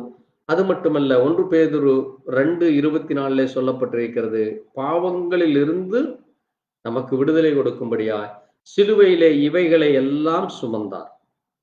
ஆமென். பாருங்க, அந்த சிலுவை மரணத்திலே இவ்வளவு காரியங்கள் இருக்கிறது. இதுதான் தேவ பிள்ளைகளுக்கும் மற்றவர்களுக்கும் அந்த உள்ள வித்தியாசமாக இருக்கிறது. நம்ம அதை விசுவாசிக்கிறோம். இயேசு என் பாவத்தை சுமந்து எனக்காக ரத்தம் சிந்தினார், என் அக்கிரமத்தை சுமந்து என்னை மன்னித்தார். நான் இனி அக்கிரமம் செய்ய மாட்டேன், இனி நான் பாவம் செய்ய மாட்டேன். என்னுடைய துக்கங்கள், என்னுடைய உலகத்திலே காணப்படுகிற கவலைகளை நான் அவரிடத்திலே சொல்லும் பொழுது என்னில் இருக்கிற அந்த துக்கங்களை அவர் எடுத்து போடுவார். அதே போல எனக்கு வியாதிகள் வந்தால் நான் அவரிடத்திலே போகும் பொழுது, அவரிடத்திலே சொல்லி ஜெபிக்கும் பொழுது, எனக்கு வியாதியிலிருந்து அந்த தழும்புகள், அவர் அந்த சிலுவையிலே ஏற்பட்ட அந்த தழும்புகளில் இருந்து எனக்கு விடுதலை கிடைக்கிறது.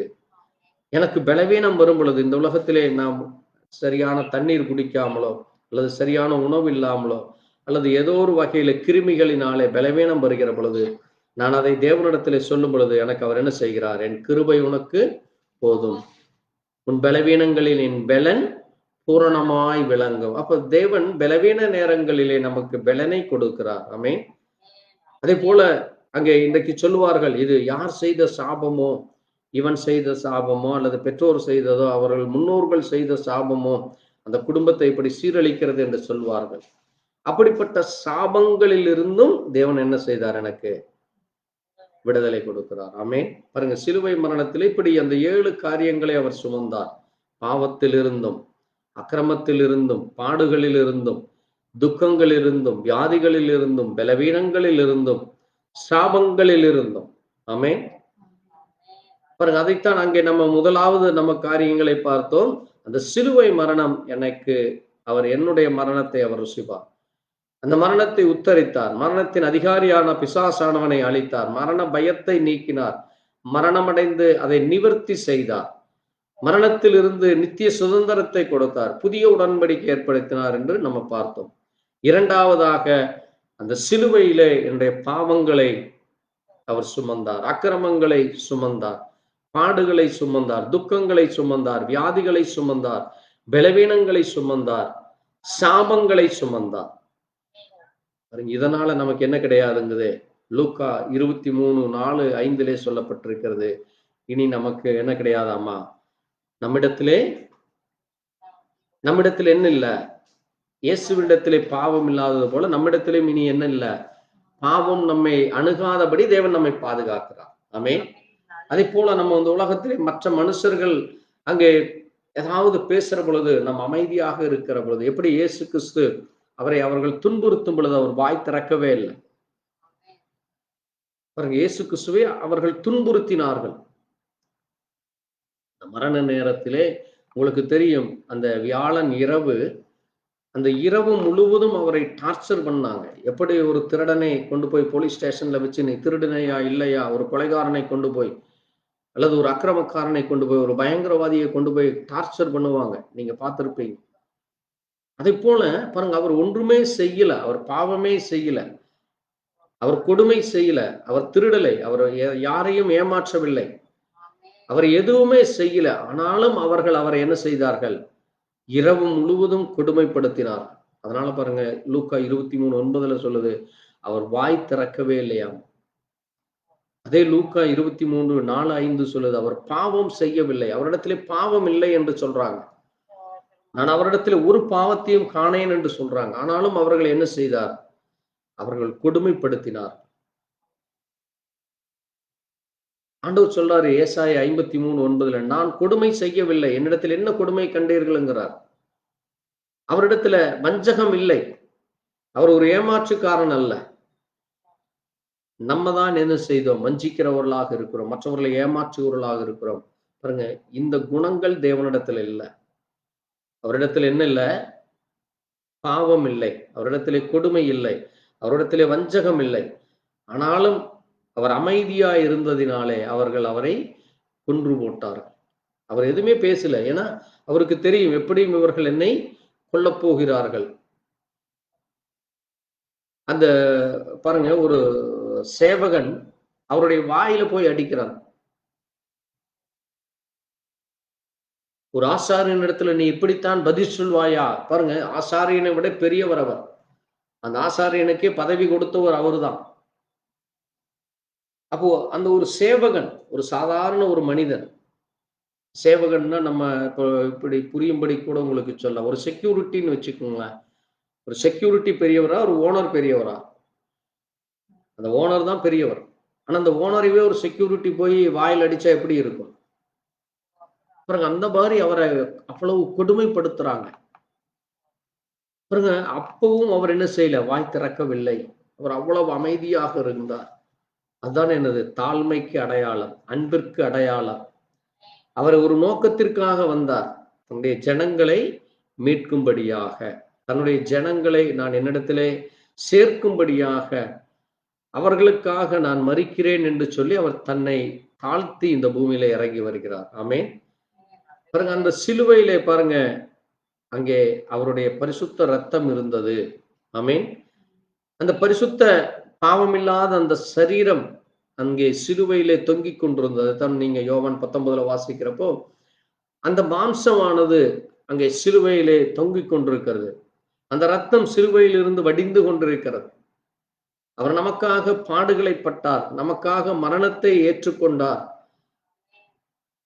நமக்காக அங்கே நாம் அவரோடு கூட இருக்கும்படியா அவர் உயர்த்தப்படுகிறார்.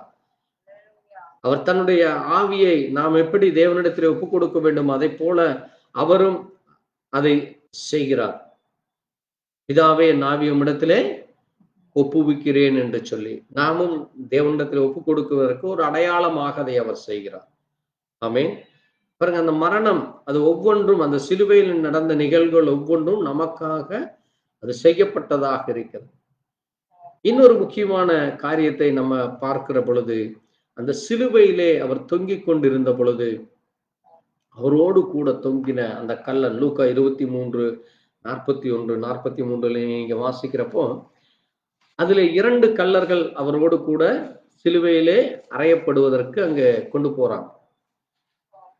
அதிலே ஒரு கல்லன், நான் தவறு செய்திருக்கிறேன், ஆனாலும் ஆண்டவரிடத்திலே, ஆண்டவரே என்னை மன்னியும் என்று ஆண்டவரிடத்திலே அவன் தன்னுடைய தவறுகளை அவன் உணர்ந்ததினாலே, அவர் ஒரு பரிசுத்தம் உள்ள தேவ மனுஷர், ஒரு பரிசுத்தம் உள்ளவர், அவர் எனக்காக என்னுடைய தன்னுடைய இரத்தத்தை சிந்துகிறார், எனக்காக அவர் வந்தார் என்று அவன் அறிந்து கொண்டான். அங்கிருந்த ஜனங்கள் எல்லாம் அவரை பார்த்து அழுகிறதை பார்த்து, அவரிடத்திலே பாவம் இல்லை, அவரிடத்திலே குற்றம் இல்லை, அவரிடத்திலே எந்த விதமான அங்கே தண்டிப்பதற்கு, அப்படி சிலுவையில் அறிவதற்கான எந்த விதமான அவசியம் இல்லை. ஏன்னா அந்த காலத்துல அந்த சிலுவை மரணம் என்பது மிக கொடுமையானது. எப்படி இன்றைக்கு இந்தியாவிலே தூக்கு தண்டனை யாருக்கு சீக்கிரம் கொடுக்க மாட்டாங்க. இந்தியாவில் இப்ப கடைசியா ஒரே ஒருத்தனுக்கு தூக்கு தண்டனை கொடுத்தார்கள் சில வருடங்களுக்கு முன்பாக. யாருக்கு?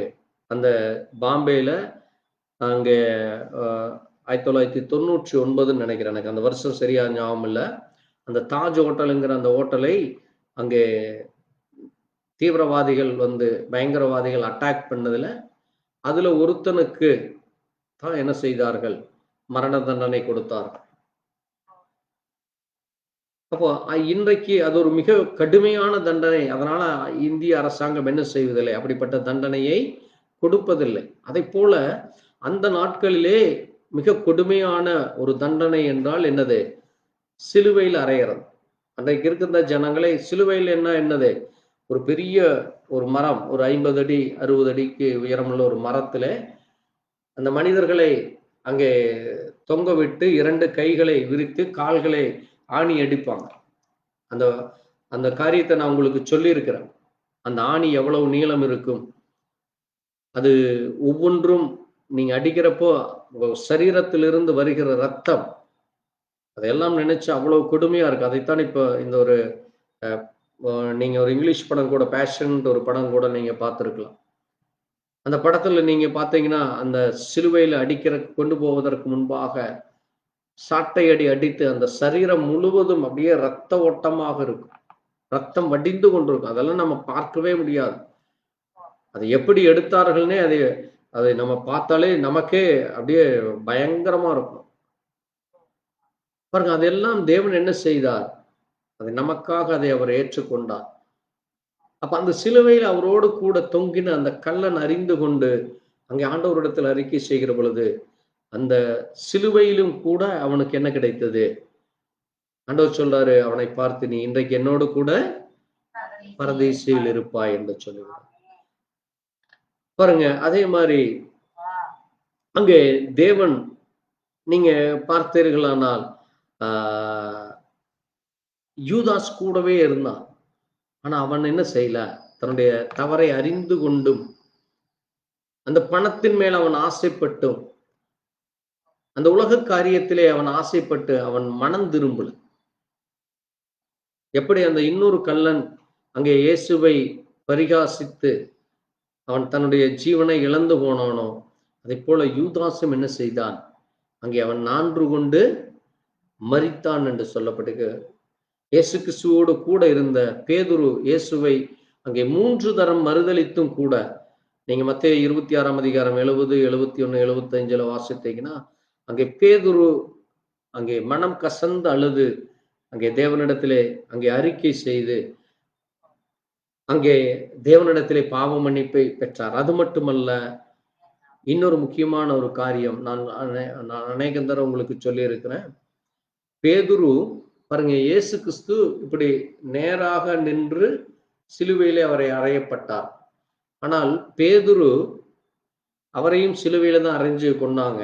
ஆனா அவர் சொன்னாரு, என்ன சொன்னாருன்னா, அது வேதத்தில் இல்லை, ஆனால் வரலாற்று ரீதியாக சொல்லப்பட்டிருக்கிறது. நான் இயேசுவை போல நான் அப்படி சிலுவை மரணத்தை அடைய நான் தகுதி அற்றவன், அந்த தகுதி எனக்கு கிடையாது. அதனால என்ன செய்யுங்க? தலைகீழ சிலுவையில் அறையுங்க என்று சொல்லி அவனை தலைகீழாக வைத்து சிலுவையில் அறைந்து கொன்றார்கள். அதை விட இன்னொன்னு தெரியும்னு நினைக்கிறேன் உங்களுக்கு. நம்ம ஏசாயா என்று வேத புத்தகத்துல வாசிக்கிறோம்ல, ஏசாயாவை என்ன செய்தார்கள் தெரியுமா? அவனை தலைகீழா தொங்க விட்டு அந்த இது சொல்றோம் பாருங்க, நம்ம மரம் இருக்கிற ரம்பம் 2ஆக பிளந்தார்கள். இப்படி தேவனுடைய பிள்ளைகளை இன்றைக்கும் கொடுமைப்படுத்தி கொண்டுதான் இருக்கிறாங்க. ஏன் இதை தேவன் அனுமதிக்கிறார்? ஏன் இதை பார்த்து கொண்டு இன்னைக்கு அநேகர் சொல்லுவாங்க, ஏன் உங்க கடவுள் அமைதியா இருக்கிறாரு? ஏன் இதை அனுமதிக்கிறார்? ஏன் இப்படி விடுகிறார் என்றால், ஒரு நோக்கத்திற்காக.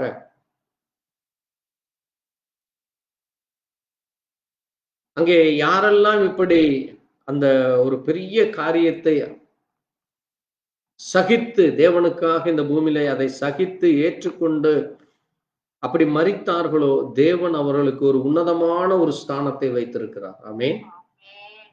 அதனாலதான் ஆண்டவர் நம்மையும் பார்த்து சொன்னார், உலகத்திலே உங்களுக்கு உபத்திரவம் உண்டுங்கிறார்.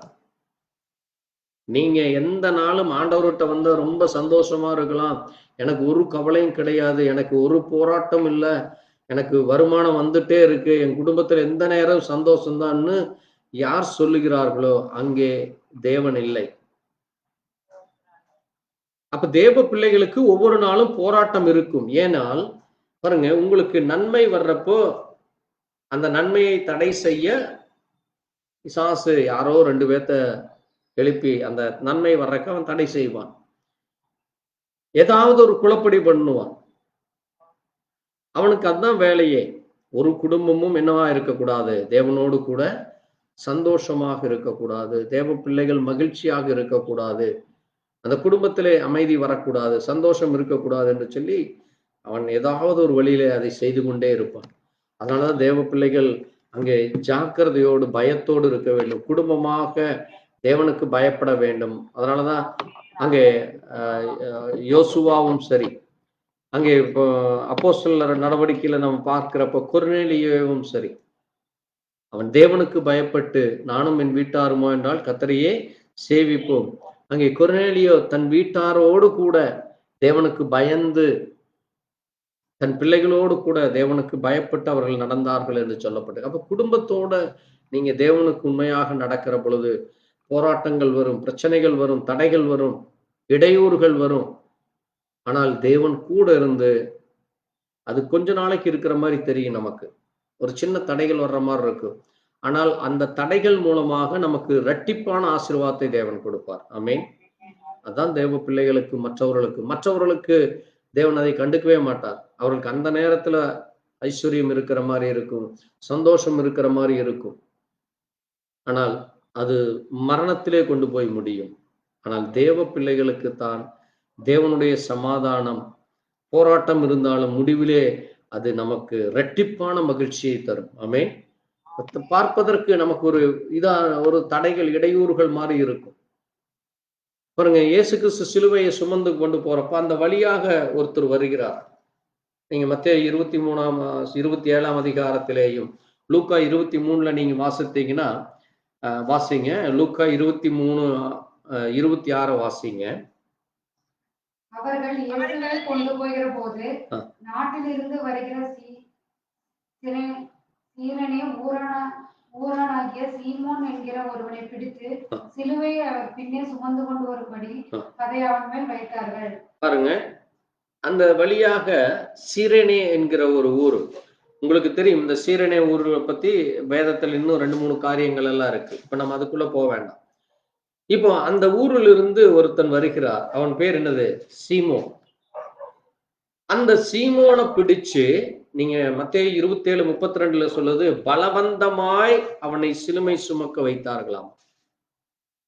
ஏன்னா அந்த சிலுவை மரம் சுமார் 150 கிலோவுக்கு மேல இருந்ததாமா. எவ்வளவு பாருங்க, இயேசு கிறிஸ்து சராசரியா அவர் ஒரு 80 கிலோ 90 கிலோ தான் இருந்தாராம். ஆனா அவருடைய தோல்ல அந்த 100-150 கிலோ சிலுவைய, அதுவும் பாத்தீங்கன்னா அந்த அவர் ஏறி போகிற அந்த பாதை பாத்தீங்கன்னா ஒரு சிறிய குன்று மாதிரி இருக்கும். கொல்கதா மலைங்கிறது ஒரு மலை. அது நம்ம எப்படி மலை மேல ஏறுறப்போ நீங்க சின்ன வெயிட் கொண்டு போனாலே உங்களால ஏற முடியாது. ஒரு 150 கிலோ வச்சுட்டு ஒருத்தர் மேல ஏறி போகணும், அது எவ்வளவு கஷ்டமா இருக்கும் பாருங்க. அதை இயேசு கிறிஸ்து கொண்டு போறாரு. வழியிலே கூட இதை பார்க்க வந்த அந்த சீமோனையும் பிடித்து பலவந்தம் பண்றார். அது ஏன் அங்கே அது அனுமதிக்கப்படுகிறது என்றால், அதை போலத்தான் நம்ம ஆண்டவருக்கு பின் செல்லுகிற பொழுது நமக்கும் இப்படிப்பட்ட பாடுகள் வரும். ஆமென். நமக்கு இப்படி கிடைக்கும் பாருங்க. அது ஒரு எவ்வளவு பெரிய பாக்கியம் பாருங்க. அவன் நினைச்சிருக்கலாம், ஐயோ என்ன என்னை போட்டு இது பண்றாங்களேன்னு. ஆனால் இன்றைக்கும் அவன் பெயர் நினைவு கூறப்படுகிறது. ஆமென். இன்றைக்கும் அவனுடைய பெயர் நினைவு கூறப்படுகிறது பாருங்க. அதான் ஒரு பெரிய பாக்கியம். இன்னைக்கு உலகத்துல எத்தனையோ மனிதர்கள் வந்தாங்க போனாங்க. வேதத்திலே யாரெல்லாம் சொல்லப்பட்டிருக்கிறது, அவர்கள் ஒவ்வொருடைய பெயரும் இந்த உலகத்திலே யாரெல்லாம் இந்த வேதத்தை வாசிக்கிறார்களோ அவர்களாலே அது உச்சரிக்கப்படுகிறது. அதுதான் பெரிய பாக்கியம். ஆமென். அதான் தேவ பிள்ளைகளுக்கும் மற்றவர்களுக்குள்ள வித்தியாசம். இன்னைக்கு இந்த உலகத்துல நீங்க பாத்தீங்கன்னா எல்லா கண்டுபிடிப்புகளையும் பாத்தீங்கன்னா, இப்ப விளக்கை கண்டுபிடித்தவர், லைட்டு, ஈபியை கண்டுபிடிச்சவர் தாமஸ் ஆல்வா எடிசன். இன்னைக்கு அவரை எல்லாரும் நினைவு கூறுறாங்க. பாருங்க, தேவன் தன்னுடைய பிள்ளைகளுக்கு எல்லா ஞானத்தை, புத்தியை கொடுத்திருக்கிறார். நீங்க இந்த உலகத்திலே அதிக கண்டுபிடிப்புகளை கண்டுபிடித்தது தேவனுடைய பிள்ளைகள் தான். அநேக யூதர்களும் அநேக கிறிஸ்தவ மார்க்கத்தை சேர்ந்தவர்கள் தான், தேவனை விசுவாசிக்கிற விசுவாசிகள் தான். உலகத்துல நீங்க என்ன எவ்வளவு பெரிய காரியங்களை பார்த்தாலும் சரி, அதிலே தேவ பிள்ளைகளுடைய பெயர் இருக்கும். அது தேவன் தன்னுடைய பிள்ளைகளுக்கு கொடுக்கிற ஒரு பெரிய பாக்கியம். அதே போல பாருங்க, இயேசு கிறிஸ்து மரிக்கிற அதற்கு முன்பாக நீங்க அங்க பாத்தீங்கன்னா ஒரு ஸ்திரீ அங்கே அவருடைய காலை கழுவ, அங்க அதைத்தான் நீங்க வாசித்தோம். அவருடைய பாதத்தை முத்தம் செய்து கொள்ளுங்கள், அவரை அண்டிக் கொள்கிறவன் பாக்கியவான் என்று. அப்போ அந்த ஸ்திரீ அங்கே அவரை அடக்கம் பண்ணுவதற்கு கொண்டு போறதற்கு முன்பாக, அவரை சிலுவையில் அறைவதற்கு முன்பாக அவருடைய சரீரத்தின் மேல அவள் அந்த பரிமள தைலத்தை ஊற்றுகிறார். அவளுடைய பேரு அவர் ஆண்டவர் சொல்றாரு, இந்த சுவிசேஷம் எங்கெல்லாம் பிரசங்கிக்கப்படுமோ அங்கெல்லாம் இவளை நினைவு கூறுவார்கள் என்று சொன்னார். அவள் என்னுடைய மரணத்திற்கு அடையாளமாக அதை செய்தாள் என்று ஆண்டவர் சொல்லுகிறார். ஆமென். பாருங்க, அப்போ தேவன் தன்னுடைய பிள்ளைகளை அங்கே அவர் ஒவ்வொரு நாளும் இந்த பூமியிலே ஒரு அடையாளத்திற்காக, ஒரு சாட்சிக்காக அவர் வைக்கிறார். அப்ப தேவனுடைய பிள்ளைகள், நீங்க தேவனுக்கு உண்மையாக இருக்கிற பொழுது, தேவனுடைய வார்த்தையின்படி நீங்க நடந்து கொள்கிற பொழுது, அதான் பிலிப்பியர்ல சொல்லி இருக்கிறது பாருங்க, அங்கே கிறிஸ்துவின் சிலுவைக்கு பகைஞர் என்று உங்களுக்கு அநேகந்தரம் சொன்னேன் என்று சொல்லி இருக்கிறது. இன்றைக்கு அநேகர் சிலுவைக்கு பகைஞராக இருக்கிறார். அநேகர் தேவனுடைய வார்த்தைக்கு, தேவனுடைய பிள்ளைகளுக்கு பகையாக இருக்கிறார்கள். ஆனால் தேவன் நமக்கு அந்த பகையிலிருந்து நமக்கு ஒரு பெரிய விடுதலை கொடுக்கிறார். ஆமென். அது மட்டுமல்ல, நீங்க இன்னும் 2 காரியத்தை குறித்து நம்ம வாசித்து நம்ம செய்தியை முடிக்க போகிறோம். வாசிக்கலாம் வேதத்திலிருந்து. நீங்க இந்த யூதாஸ் காரியத்தை பார்த்தீங்கன்னா, அவன் இயேசு கிறிஸ்துவோடு கூட இருந்து தெரிந்து கொள்ளப்பட்ட ஒரு சீசன். அவன் மற்ற சீசர்களை போல அவனும் கூட இருந்தான். ஆனால் அவன் என்ன செய்யலையாமா? கர்த்தருடைய சித்தத்தை, கர்த்தருடைய எதிர்பார்ப்பை அவன் புரிந்து கொள்ளல. அங்கே யோவான் 12ஆம் அதிகாரம் 6ஆம் வசனம் அவனை குறித்து சொல்லும் பொழுது, அவன் ஒரு பொருளாசைக்காரன், அவன் ஒரு திருடன் என்று சொல்லப்பட்டிருக்கு. வாசிங்க யோவான் 12:6, 12:4, 5, 6 எல்லாம் வாசிங்க. அப்பொழுது அவருடைய சீசரில் ஒருவனும் அவரை காட்டிக் கொடுக்க போகிறதுமான சீமோனுடைய குமாரனாகிய யூதாஸ் காரியத்து தைலத்தை 300 பணத்துக்கு விற்று தரித்திரருக்கு கொடாமல் போனாதென்ன என்றான். அவன் தரித்திரரை குறித்து கவலைப்பட்டு இப்படி சொல்லாமல் அவன் திருடனானபடி. பாருங்க, அவன் யாராமா? கூடையே இருக்கிறான். இயேசு கிறிஸ்து கூடையே இருக்கிறவன். அவன் தரித்திரரை குறித்து கவலைப்படலையாமா. நீங்க அந்த பாருங்க, அங்க மார்த்தாள் வீட்டுக்கு ஆண்டவர் போறப்போ அங்கே மரியாள், அங்க அந்த அந்த சகோதரி பேர் என்னது?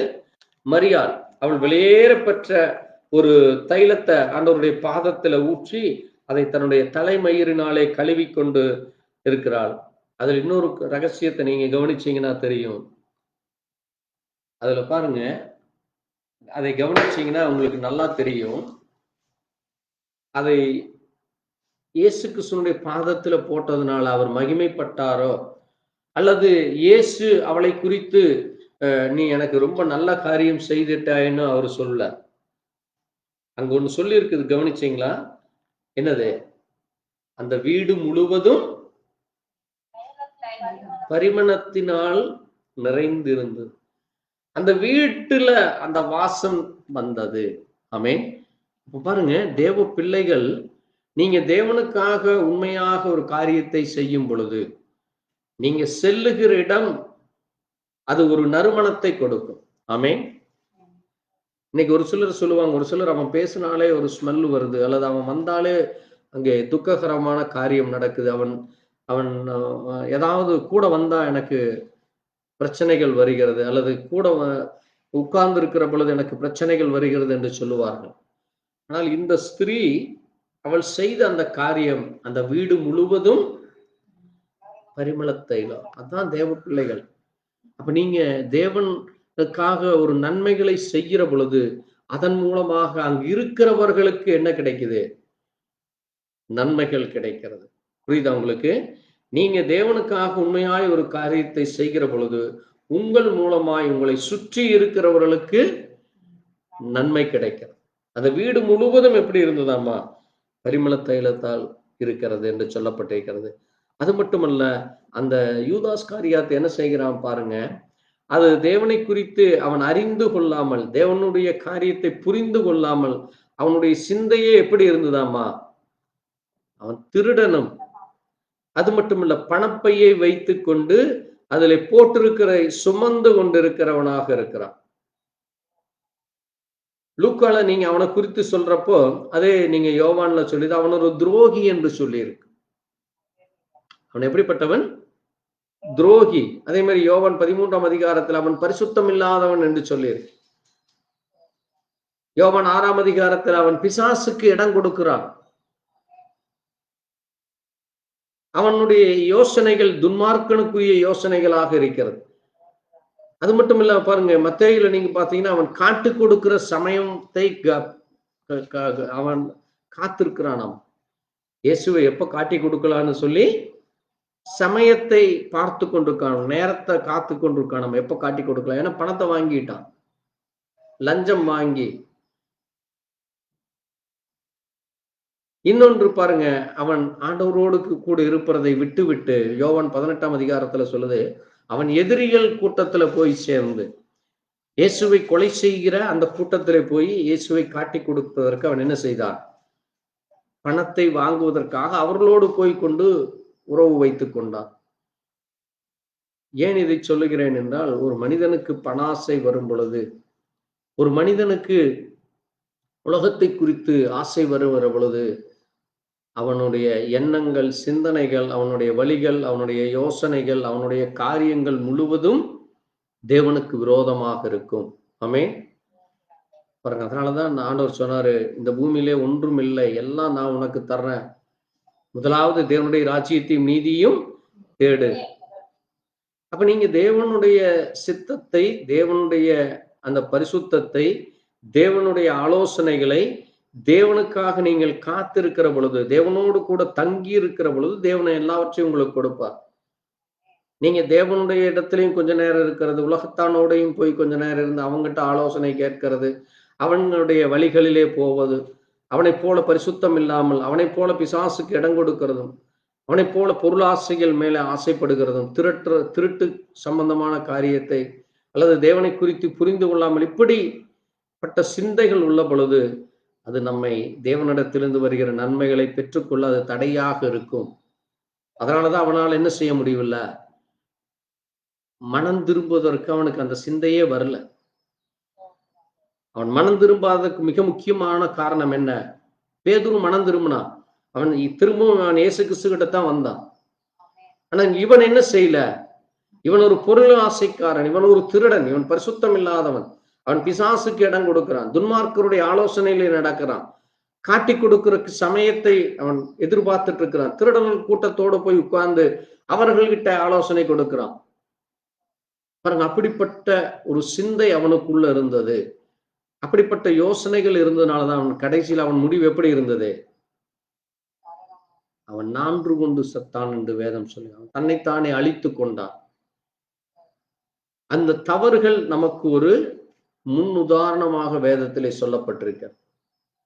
பாருங்க, தேவ பிள்ளைகள் இப்படிப்பட்ட காரியத்திற்கு நாம் இடம் கொடாதபடி அவனுக்கென்று கொடுக்கப்பட்ட அந்த மகத்தான ஊழியத்தை அவன் இழந்து போகிறான். பாருங்க, தேவன் அங்க 12 சீஷர்களும் இன்னைக்கு சொல்லுவாங்க. இயேசு கிறிஸ்துவனுடைய சீஷர்கள் எத்தனை பேருன்னா இன்னைக்கு உலகத்துல எல்லாருக்குமே தெரியும். எத்தனை பேர் சொல்லுவாங்க? 12 பேர். அந்த 12 பேர்ல இவன் பாருங்க அந்த ஊழியத்தை இழந்து போனானுங்குது. அப்போஸ்தலர் 1ஆம் அதிகாரத்துல வாசிங்க. அப்போஸ்தலர் 1ஆம் அதிகாரம், சீக்கிரம் எடுத்து வாசிப்போம்.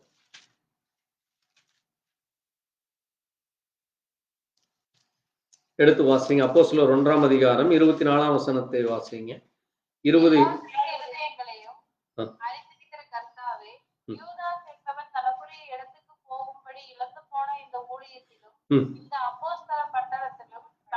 போதும் போதும் போதும். பாருங்க, யூதாஸ் என்பவன் தனக்குரிய இடத்துக்கு போகும்படி அதை இழந்து போனானாம். அப்ப அதை போல தேவன் நமக்குன்னு ஒரு இடத்தை வச்சிருக்கார். ஆமென். அதனாலதான் ஆண்டவர் என்ன சொன்னாரு, நான் போய் உங்களுக்கு ஒரு ஸ்தலத்தை ஆயத்தம் பண்ண போகிறேன், நீங்க என்னோடு கூட இருக்க போறீங்க. ஆமென். அப்ப பாருங்க, இயேசு மரித்து இப்ப அவர் எங்க போயிருக்காரு? நமக்கு ஒரு ஸ்தலத்தை ஆயத்தம் பண்ண போயிருக்கார். அந்த ஸ்தலத்தை நீங்க இழந்து விடக்கூடாது. அதைத்தான் நான் அடிக்கடி சொல்லுவேன். தேவன் உங்களை தெரிந்தெடுத்தது சும்மா ஏதோ இந்த உலக ஆசீர்வாதங்களுக்கு மட்டும் அல்ல. இந்த உலகத்துல சந்தோஷத்தோட பணம் கோடீஸ்வரனா இருக்கிறதுக்கு தேவன் உங்களை தெரிந்தெடுக்கல. இந்த உலகத்துல நீங்க எப்படிப்பட்ட நிலையில் இருந்தாலும் தேவனுடைய பிள்ளை என்கிற அந்தஸ்தோடு நீங்க இருக்க வேண்டும். ஆமென். தேவனுக்காக வைராக்கியமாய் நிற்க வேண்டும், தேவனுக்காக உண்மையாக இருக்க வேண்டும். பரிசுத்தத்தோடு இருக்கிற பொழுது தேவன் உங்களை அவரிடத்தில் எடுத்துக்கொள்வார். ஆமென். அதைத்தான் அவன் இழந்து போனான். அந்த இடத்தை அவன் இழந்து போனான். அது மட்டுமல்ல, அவனுக்கென்று அந்த கொடுக்கப்பட்ட அந்த ஊழியத்தையும் அவன் இழந்து போனான். அதனாலதான் ஆண்டவர் நம்மை பார்த்து ஒரு ஊழியத்தை கொடுத்திருக்கார். என்னது? என்ன ஊழியம்? சர்வ சிருஷ்டிக்கும் சுவிசேஷம் பிரசங்க, நீங்களே எனக்கு சாட்சி. அப்போ தேவன் நம்மை தெரிந்தெடுத்தது மற்றவர்களுக்கு முன்பாக நாம் தேவனுடைய பிள்ளைகள் என்கிற சாட்சியாக இருக்க வேண்டும். இந்த உலகத்தானை போல பொய்யும் பித்தலாட்டமும் வேசித்தனமும் அருவருப்பும் அக்கிரமும் செய்கிறது தேவ பிள்ளைகள் அல்ல. அதைத்தான் அந்த யூதாஸ் செய்தான். பாருங்க, அவன் கூடையே இருந்து அதே காரியத்தை செய்து கொண்டே இருந்தான். ஆனால் முடிவிலே அவன் எப்படி ஆனான்? எல்லாவற்றையும் இழந்து மனம் கசந்து அவன் மனஸ்தாபப்பட்டு, நீங்க வாசிங்க மத்தேயு 27 சொல்லுது பாருங்க, அவன் மனஸ்தாபப்படுறானாமா, ஆனா அவன் என்ன செய்யலையாமா, அவன் மன்னிப்பு கேட்க அவன் மனம் திரும்பலைன்னு சொல்லியிருக்கு. வாசிங்க மத்தேயு 27 3, 4, 5 வாசிங்க. அப்பொழுது அவரை காட்டிக் கொடுத்த யூதாஸ் அவர் மரண கிளைக்குள்ளாக தீர்க்கப்பட்டதை கண்டு மனஸ்தாபப்பட்டு அந்த 30 வெள்ளிக்காசை பிரதான ஆசாரியரிடத்திற்கும் மூப்பரிடத்திற்கும் திரும்ப கொண்டு வந்து. ஒரு நிமிஷம் நிறுத்துங்க. அவன் மனஸ்தாபப்படுறான். இன்னைக்கு அநேகர் தான் தப்பு செஞ்சுட்டோம், நான் இனி செய்ய மாட்டேன், நான் பேச மாட்டேன், அப்படி நடந்துக்க மாட்டேன் அப்படின்னு சொல்லி மனஸ்தாபப்படுவாங்க. ஆனால் தேவனிடத்துல வர வேண்டும். ஆமென். நீங்க யார் இடத்துல வரணும்? நீங்க தேவனிடத்துல வரணும். நீங்க சும்மா வீட்டுக்குள்ளேயே உட்கார்ந்து நான் தப்பு செய்ய மாட்டேன், நான் எதுவும் பண்ண மாட்டேன், நான் அதை பண்ண மாட்டேன், இதை பண்ண மாட்டேன்னு நீங்க உட்கார்ந்த இடத்துல உட்கார்ந்து மறுபடியும் செஞ்சுட்டே இருந்தா அது தேவனிடத்திலிருந்து மன்னிப்பு வராது. ஆமென். அதனாலதான் பாருங்க, அவன் மனஸ்தாபப்பட்டு அவன் எங்க போறான் பாருங்க, திரும்பவும் அந்த பிரதான ஆசாரியரிடத்துல போய் அவன் சொல்றான், நான் என்ன செய்துட்டேன், குற்றமில்லாத ரத்தத்தை நான் காட்டி கொடுத்து நான் பாவம் செய்தேன் என்று சொல்ற பொழுது அவங்க சொல்றாங்க, அது உன்பாடு, அது உனக்கு உள்ள காரியம், அதை எங்ககிட்ட நீ பேசாதேங்கிறார்.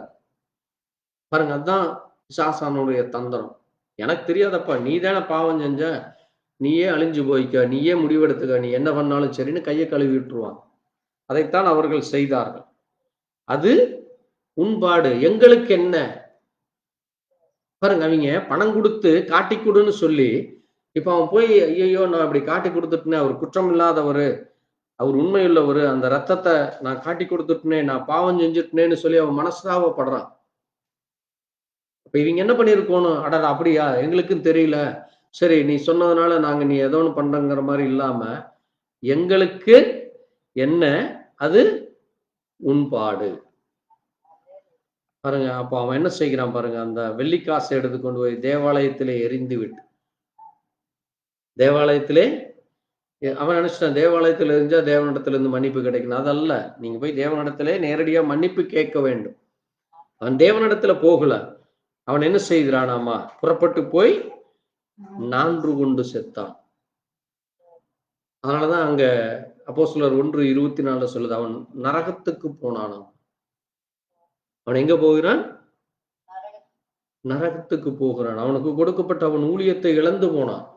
அவன் தேவனிடத்துல போக முடியல, பரலோக ராஜ்யத்திற்கு போகல. அவன் எங்கே போகிறான்? அவன் நரகத்துக்கு, அவன் அங்கே தனக்குரிய இடத்தை இழந்து அங்கே நரகத்துக்கு தான் அவன் போனான். அவனுக்கு எந்த விதமான கூட இருந்தான். ஒரு அருமையான ஊழியத்தை தேவன் அவனுக்கு கொடுத்தார்.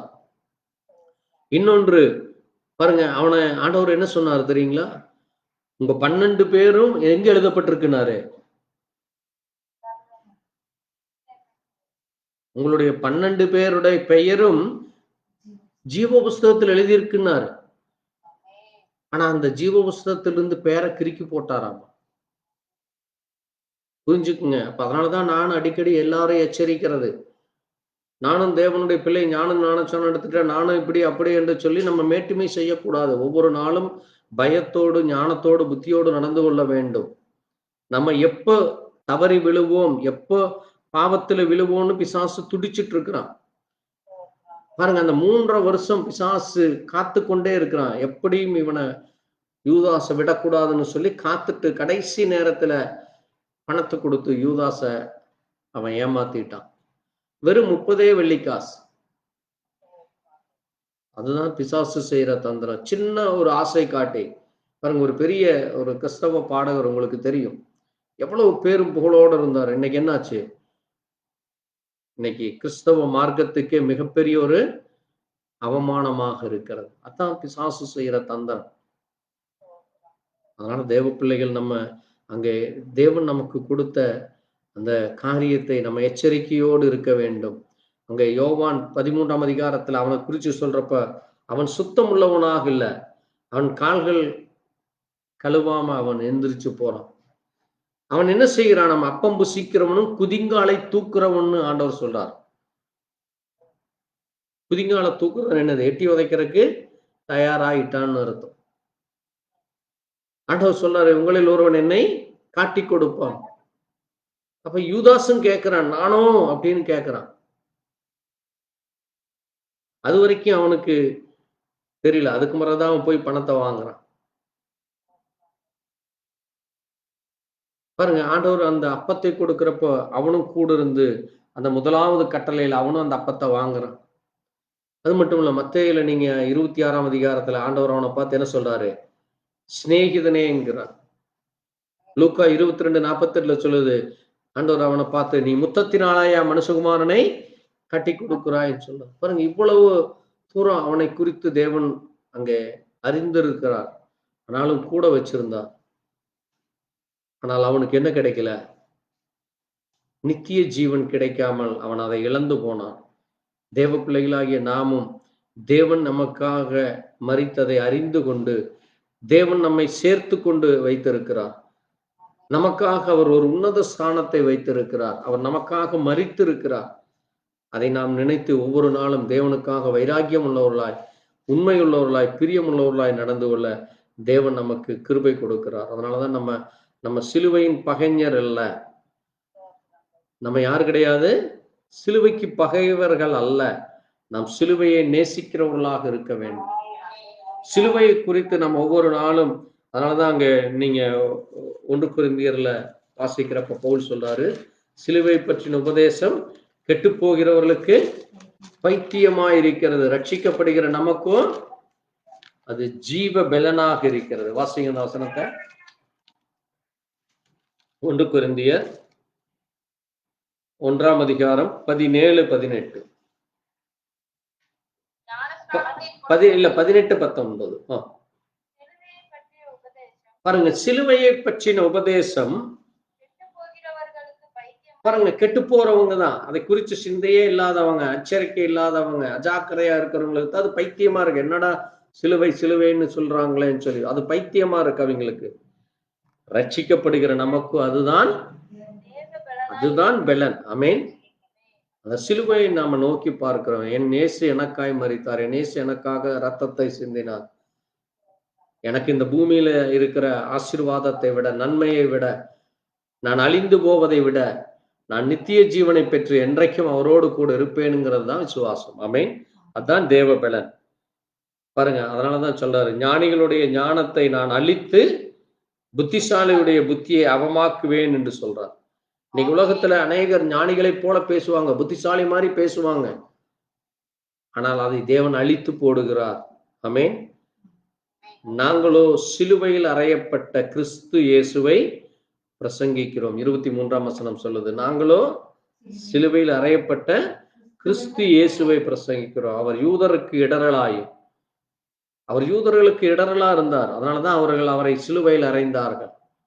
கிரேக்கருக்கு பைத்தியமாயும் இருக்கிறார்கள். அந்தபடி தேவனுடைய பைத்தியம் எனப்படுவது மனுஷருடைய ஞானத்திலும் அதிக ஞானமாயிருக்கு. தேவனுடைய பலவீனம் எனப்படுது மனுஷருடைய பலத்திலும் அதிக பலமாயிருக்கிறது. ஆமென். பாருங்க, நம்ம என்னவாக இருக்கிறோம்? நீங்கள் அவராலே, 30ஆம் வசனம் சொல்லுது, நீங்கள் அவராலே கிறிஸ்து இயேசுவுக்கு உட்பட்டு இருக்கிறீர்கள். எழுதியிருக்கிறபடி மேன்மை பாராட்டுகிறவன் கர்த்தரை குறித்தே மேன்மை. அப்ப நம்ம மேன்மை பாராட்டுது, பெருமை பேசுவது, அல்லது நம்ம பேசுவது என்றால் தேவனை குறித்து மட்டுமே பேசி தேவனை மகிமைப்படுத்த வேண்டும். கர்த்தர் தாமே நம்மை ஆசீர்வதிப்பார்.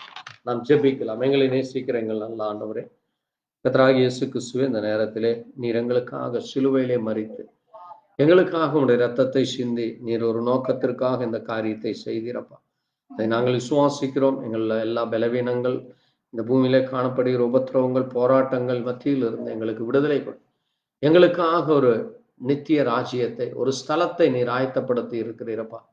அந்த ஸ்தலத்திலே நாங்கள் உமோடு கூட வர நீர் எங்களுக்கு இந்த பூமியிலே எங்களுடைய பாவத்தை, அக்கிரமத்தை, மீறுதல்களை, ஆண்டவரே, எங்களுடைய எல்லா சாபங்களை, எங்களுடைய பலவீனங்களை, எங்களிலே காணப்படுகிற உலக குறித்த கவலைகளை எல்லாவற்றையும் எடுத்துப்போம்.